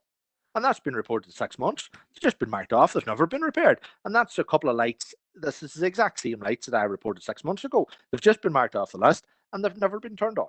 Yeah, so, and again, I can give you three, here stood away off the top of my head where it's going through. We're very, very easy here with no difficulty, but when you go into this thing here, they're down as they're repaired, there's no fault, but yet they haven't been working for 6 months or more. So, I don't know what's going on there. Are they being checked? Are they not being checked, or what the crack is? Because, I know one in particular, I've been in contact with a resident. They've maintained since they informed me to start with and reported it. It's never been on, but yet you go onto the website there and it's counted as working. But I have a reference from way back in February time, or maybe the end of January. I just can't find exactly, but I have the reference to say when it was. So there's them couple of wee issues, Chair, but that's the gist of it. Thanks very much for allowing me in. Thank you, Chair. Thank you, Alderman. Our next speaker is Councillor Doyle. Thank you, Chair, for allowing me in, and thanks to David and Robert. Really comprehensive report. I suppose I just have a small number of things. I had been on. I had actually just sent an email into the office, I think, last week, and the only reason why I'm raising it is because we discussed it at full council. Is the Racecourse Road there out past Ballyarna Country Park? There's a wee island there that I have raised, but it's not actually one that allows people to cross the road. And as we know, there's been a lot of issues around that road, so I'll raise that. In terms of the bridge, and I'm talking about Craigavon Bridge. I know not a number of members have raised it, but and I suppose it's getting to the point now where we're nearly having to idiot-proof some of the areas of the bridge for lorry drivers. And I'm sure you realise over the last while we've had a whole wreck of people who have got their lorries stuck despite being there's extensive signage there. Is there anything we can do about that? With regards to the Rainbow Crossing, I think at the time I had asked about this, but I think it was a bit early. But in terms of the Rainbow Crossing, is that going to be then maintained as part of the normal maintenance for DFI? Because you can imagine if that's the case, and we're having difficulties trying to get other areas maintained, is there going to be an issue around that? I did notice last week, and I'll send an email in about this, David. It was only at the weekend that I noticed it, that some of the public realm scheme at Waterloo Place, the paving there seems to be very badly damaged. I don't know what has happened with it, but I've seen then some issues. But one of the things I would say about, I don't know, people have raised about the emails and getting feedback on a range of cases, and I've had that too. But I have to say that I raised an issue in Craigavon there on Thursday, and was told I would get someone would come back to me, I think, by the 28th of this month. and someone was up fixing it today.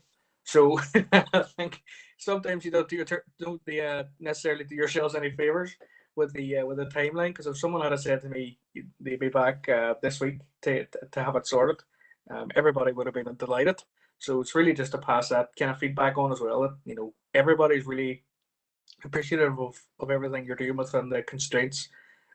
But yeah, if you could come back to those, that'd be really appreciated. Thank you. Thank you, Chair. Thank you, Emmett. I have Councillor Kelly and Councillor Mooney indicated. So if there's no other councillor, I'll propose that we take Councillor Mooney after Councillor Kelly. So Dan, the floor is yours. Thank you, Chair. I'll try to be very brief as well. I just want to welcome the report from DFI Roads and to thank David and Robert and their teams indeed for the assistance they have given me since we last met. I've always found them to be very supportive in as much as they can. In terms of the report, it'll come as no surprise, Chair, to hear me raise my disappointment again just at the ongoing saga that is the A5. It's been raised and it's been answered, but I just want to kind of record for the record, I suppose, my disappointment, and I know the disappointment of officers too within DFI Roads, that it is so slow. I just don't understand how other routes like the A8 and the A6 are progressing at pace or have opened, yet the A5 seems to be stuck in a rut with the exact same regulations. So I just want to record that. In terms of the part-time 20 mile per hour speed limits at 3 schools in my own DA, I just want to welcome that. I know everyone will be familiar with those locations, and those are a very welcome development. In terms of the traffic management schemes, there are 2 schemes in the Sperrin DA which were proposed previously, one in Plumbridge and one in the town centre of Strabane. And I presume they were affected by the COVID process in the past year, and I'm just wondering, are officers confident that these 2 schemes will be, in particular, will be progressed this year? And Chair, I know you give us a direction not to deviate from the report, but if you just beg my indulgence here, I'm going to deviate, and I know this is not on the report, and I'm not expecting, because of that, I'm not expecting answers from officers today. I want to raise the fact that I don't see anything in there in relation to signage, and I know that signage which is missing or vandalised or has been impacted by road traffic collisions, it doesn't seem to be being replaced at the same speed as in the past, and I'm just wondering, is this down to budgets or what's the story behind that? The other issue I don't see in there is the Strabane pedestrian bridge, the second Strabane pedestrian bridge. I'm just wondering, from a point of view of an update, I suppose, moving keeping it alive on the record. And the third issue not on there is in terms of the gullies, you know, and I welcome the work that's been done in gullies, but as well as gullies, I would encourage the department to keep on top of roadside open drains. Where these are left untended for too long, they can undermine the structural integrity of the road. So I'm just raising that as an issue. Thanks, Chair. Okay, thanks, Dan. Our last indicated speaker, apart from myself, is Councillor Mooney. Yes, Chair. Thanks very much for that. I'm a part of the committee. I'd like to thank David and Robert for their very helpful presentation today. Just briefly, Chair, David, I was wondering, it was touched on briefly, but I know we're meeting at the end of the month, the Private Streets Working Group. I think it's the 27th or the 28th of July. But I was wondering, I just checked the agenda. It doesn't specifically relate to anything about enforcement actions, but touching upon what was mentioned earlier on by, I think it was Councillor Jackson, would it be possible if you could bring a more comprehensive report to that meeting about any enforcement actions that are contemplated and any future going on? Because obviously, I noted that there was like 16 private streets brought into the network this year, but obviously there's so many outstanding issues in relation to private streets and potential adoptions that it may be the only way forward, that enforcement could be the breakthrough for a lot of sort of areas. So I was wondering, would it be possible if we could maybe concentrate on that, or maybe a more comprehensive report based on enforcement would be quite helpful to see where we're going in relation to that issue. So thank you, David. Thank you, Robert. And thank you, Chair. Thanks, John, for that. Members, there's no other indicated speaker, so I propose to take my own issues now at the minute, which I'll be very brief. So finally, just to David and Robert, a lot of the issues that I would have raised that are within the report have already been raised by, in particular, the dairy councillors. You know, obviously the A5, the HGV scheme in Clary, and the junction at the Prospect Bar, probably the main ones that I would have been raising. So I suppose in many ways just to echo their comments with regard to that.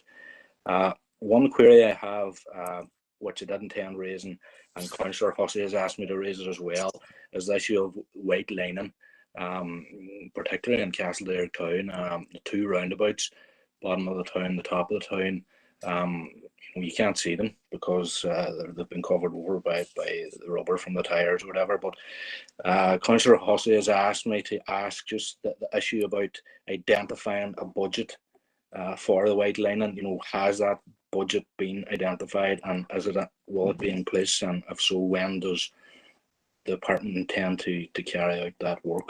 And a second and final query is just, there's no mention there within the report of cross-border roads. Obviously, the district council area that we live in is a bordering district council area with Donegal in particular. There's a number of cross-border roads there. But I'm just wondering, in a case where a road actually crosses out of both jurisdictions, and a perfect example of that would be the Orchard Road. You know, if you were heading from Castledare to Strabane via Tullywisp, you go in and out of the north on several occasions there, and there's particularly bad stretches of that road that are in the south. And you know, what's the situation there? Does the department make contact with your counterparts in the south to have those issues addressed, or is it just left up to, you know, for us as elected representatives or whatever to contact elected reps in the south for them to take it up on our behalf? So that's my queries. So back to you, David, and to Robert. Thank you, Chairman, again. Councillor O'Neill, you're really stretching me, Councillor. You're asking me questions on climate emergency responding, and as an engineer, yes, we have a minister who is very, very keen on all of that, and be green-blue, active travel and separation and provision of green spaces between footways, cycleways and carriageways. Very keen on promoting public transport. And you mentioned specifically then the reintroduction of railways alongside. And we're expecting the end of this year, the publication of the draft new RSTNTP, the Regional Strategic Transport Network Transport Plan, for comment. In there, that will contain all things motorised transport, public transport, buses and railways.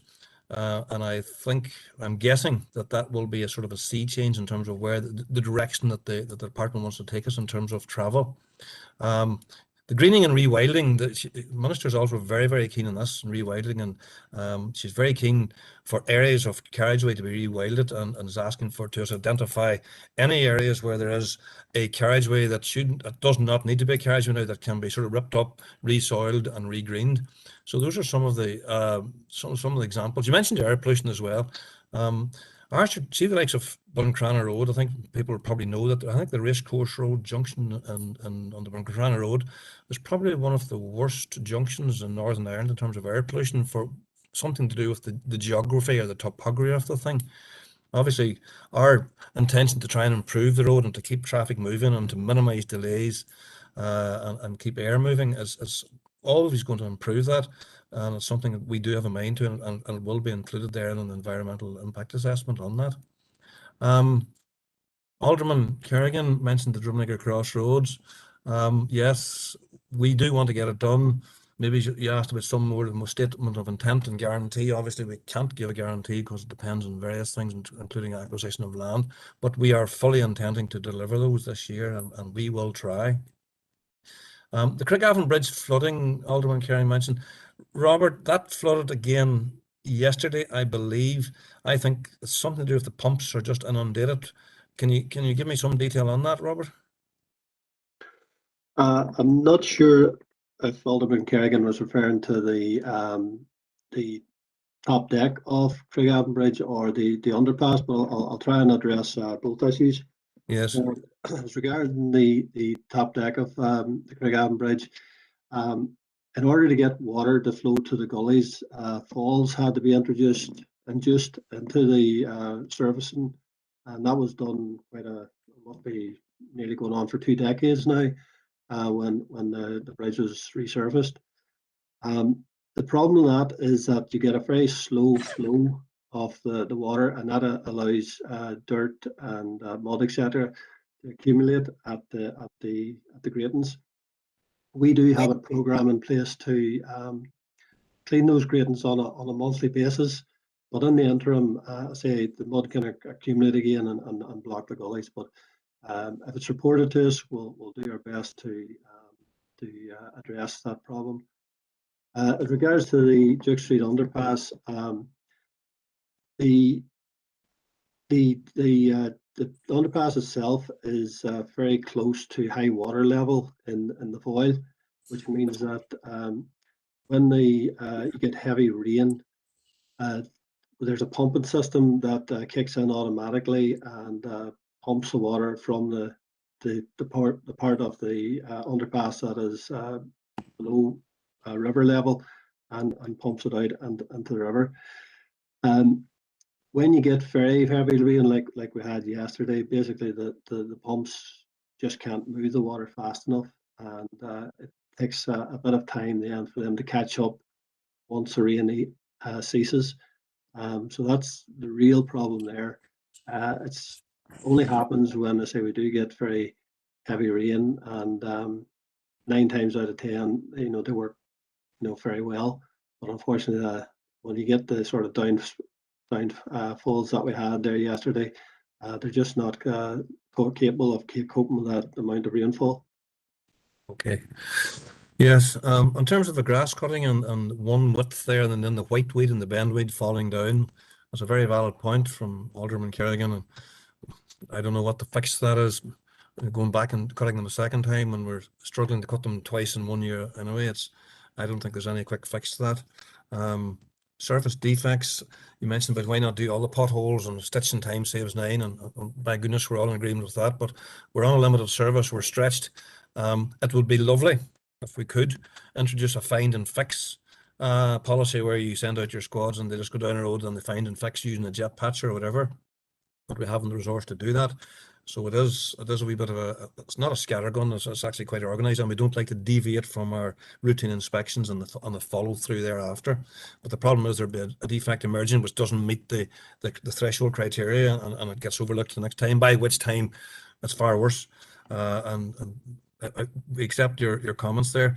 Robert, could you mention, see the assessments of the need for salt bins?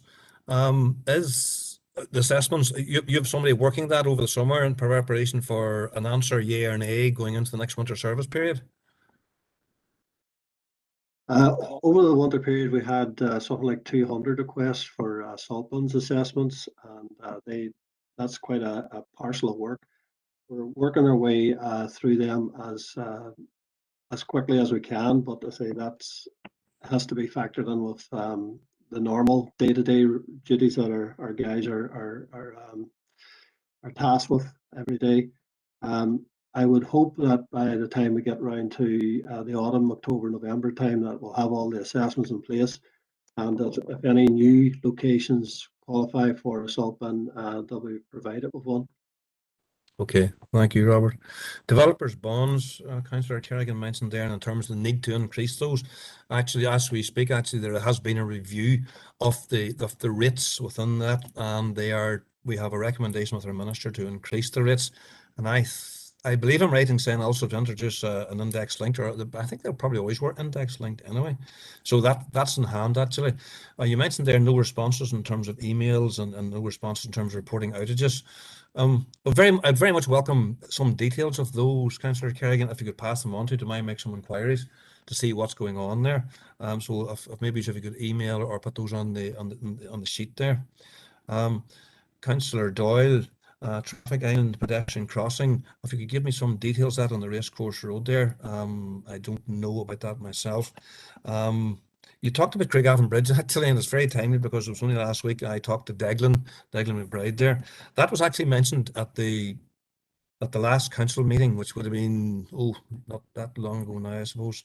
And I actually believe that if you come down Spencer Road and then turn left to go along the Victoria Road and then turn right to the bottom deck, I think that's one route whereby signs indicating reduced headroom is not there. So he has the sign within a bundle to be ordered. His main question is getting space to erect the sign, because it's fairly tight along there and the footpaths are narrow. So that one's in hand, hopefully. Rainbow Crossing, yes, we're delivering that through a measure term contract. It wasn't really intended to be that way, but we're doing it anyway. In terms of the long-term maintenance, I think that's something us and our colleagues in council will just have to work out ourselves. Obviously, they're paying the initial capital cost, and if there's any maintenance, I think Robert and Karen can get together and work out something there to ensure that it is kept the way it's supposed to be kept, and that we know that it doesn't polish and become a skid resistant, skid risk. Waterloo Place paving details. Yes, if you give us some details in terms of the public realm paving, that's starting to deteriorate there, and Robert can get a look at that. Now, Councillor Kelly, can't read my own writing. Disappointment with the A5, yeah, absolutely. We just record that. Why that's happening, I don't know. There's various reasons, and obviously there's a very active campaign group, A5 Alternative Lines, to resist that particular project. Maybe it's the job, because it was 80 kilometres long, was a victim of its size. We don't know, but we will remain committed, and we'll try and definitely deliver on that. Traffic calming and Plum Bridge, in terms, and Strabane, and confidence of delivering that. Well, it's there. We fully intend to try and deliver it, but again, we can't guarantee, but we will definitely make our best efforts to do that. Signage missing and vandalised. Okay, our inspectors pick up missing signage and vandalised signs, stop signs and giveaway signs, things that we definitely need in terms of which have a road safety risk element to it. We will prioritise those for replacement. When you're missing direction signs or vandalised direction signs, whether it be painted or whatever, generally those go on to be repaired or replaced on a batch when they do a route by route assessment, and try and just get then a contractor to order up the signs and replace them on a route, so that you're not running about like the fire brigade, so to speak, all over the country replacing signs. Strabane pedestrian footbridge, you mentioned there. It's a very good question. That is hopefully going to be contained within the growth deal and into the Strabane regeneration project. It will hopefully be funded by them. There is a capital contribution to come from DFI. That's a long-standing commitment. But DFI roads, we will actually design, procure, and deliver the bridge. That's the understandings we have at the minute. And in terms of gullies and cleaning out of vennels, very, very good point. Something, Robert, do you want to comment on? Do you? Yeah, no, absolutely right. Getting water off the road is a key element in maintaining the road network, and that's often due to resource constraints that we haven't been doing as much as we should be doing. The past year, and hopefully this incoming year, I'll be instructing our small-scale contractor to do more of that work, and we're devoting more resources to addressing that particular function. Okay. Moving on to Councillor Mooney's comments there, and they made a very good point actually in terms of bringing a comprehensive report to the Private Streets Working Group meeting. I'll pass that on to Gordon Noble, and he will be able to do what I couldn't do. He'll be able to tell you exactly how many bonds there are outstanding on unadopted streets, and give you some indication as to the different stages those are at, and what the likely prospect of us taking action, and asked him to do that. Councillor McHugh, Chairman, Councillor McHugh, HGV and Clary, the Prospect Bar, yes, comments noted. Very worthwhile schemes. We need to push those on. White Line renewal and a budget thereof. I know our budgets were only confirmed, believe it or not, last week. Robert, have you anything to comment on our White Line renewal and your programs for getting stuff done? Well, our white lining contractor has been very active in the city and district. He does operate in an area by area basis, and he was in the city for quite a considerable period of time. The work that he undertakes is weather dependent, and if you get wet weather, you just can't lay the new white lines. In regards to the two roundabouts that Chairman McHugh mentioned, Those have been instructed to him to be done as and when they be in the Castleberg area. I think from the last conversation we had with him, he intends to be in the Castleberg area very shortly, again, depending on the weather. Okay, thank you, Robert. Robert, actually, Orchard Road and the crossing and going back and forth over the two jurisdictions and poorer roads in the south, do you have much interaction with your counterparts in Donegal there? In terms of that, or is that something we just sort of just leave each jurisdiction to do their own thing, or no? I'll be uncomfortable mentioning to my counterpart on the other side saying my road's better than your road when both of us know that none of our roads are too much to be writing home about. Yeah, unfortunately, there isn't a great degree of interaction between ourselves and our counterparts in Donegal. Yeah. Where there would be some interaction is if we were carrying out a resurfacing scheme and we needed to set up a diversion whereby it needed to be, traffic needed to be diverted through Donegal. Or if we were doing a cross-border road close to the border, we would inform Donegal County Council that we were doing the work, and maybe the hope that they would consider doing the bit on their side of the border as well. But I have to say that the cross liaison is minimal. Okay. Mr. Chairman, that's again, apologies again. I've missed some points in the way through there. I've tried to hit the most of them the way through.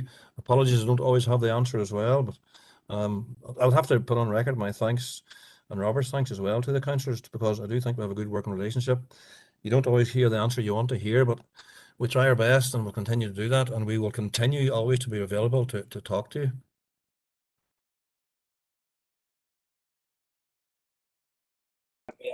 Thank you, David and Robert, both for presenting to council today, and I want to thank you for doing that.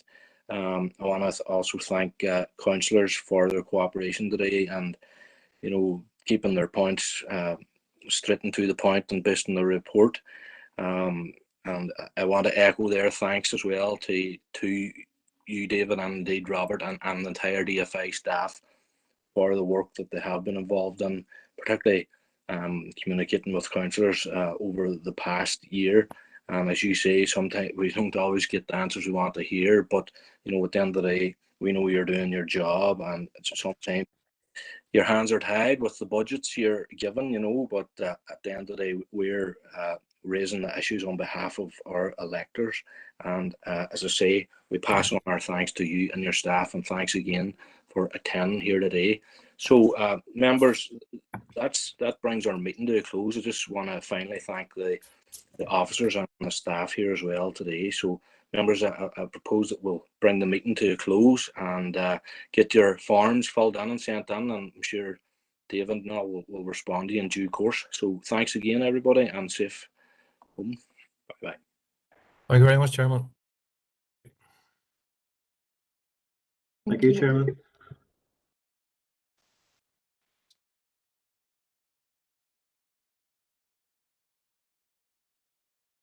Thanks, Chair, David, Robert.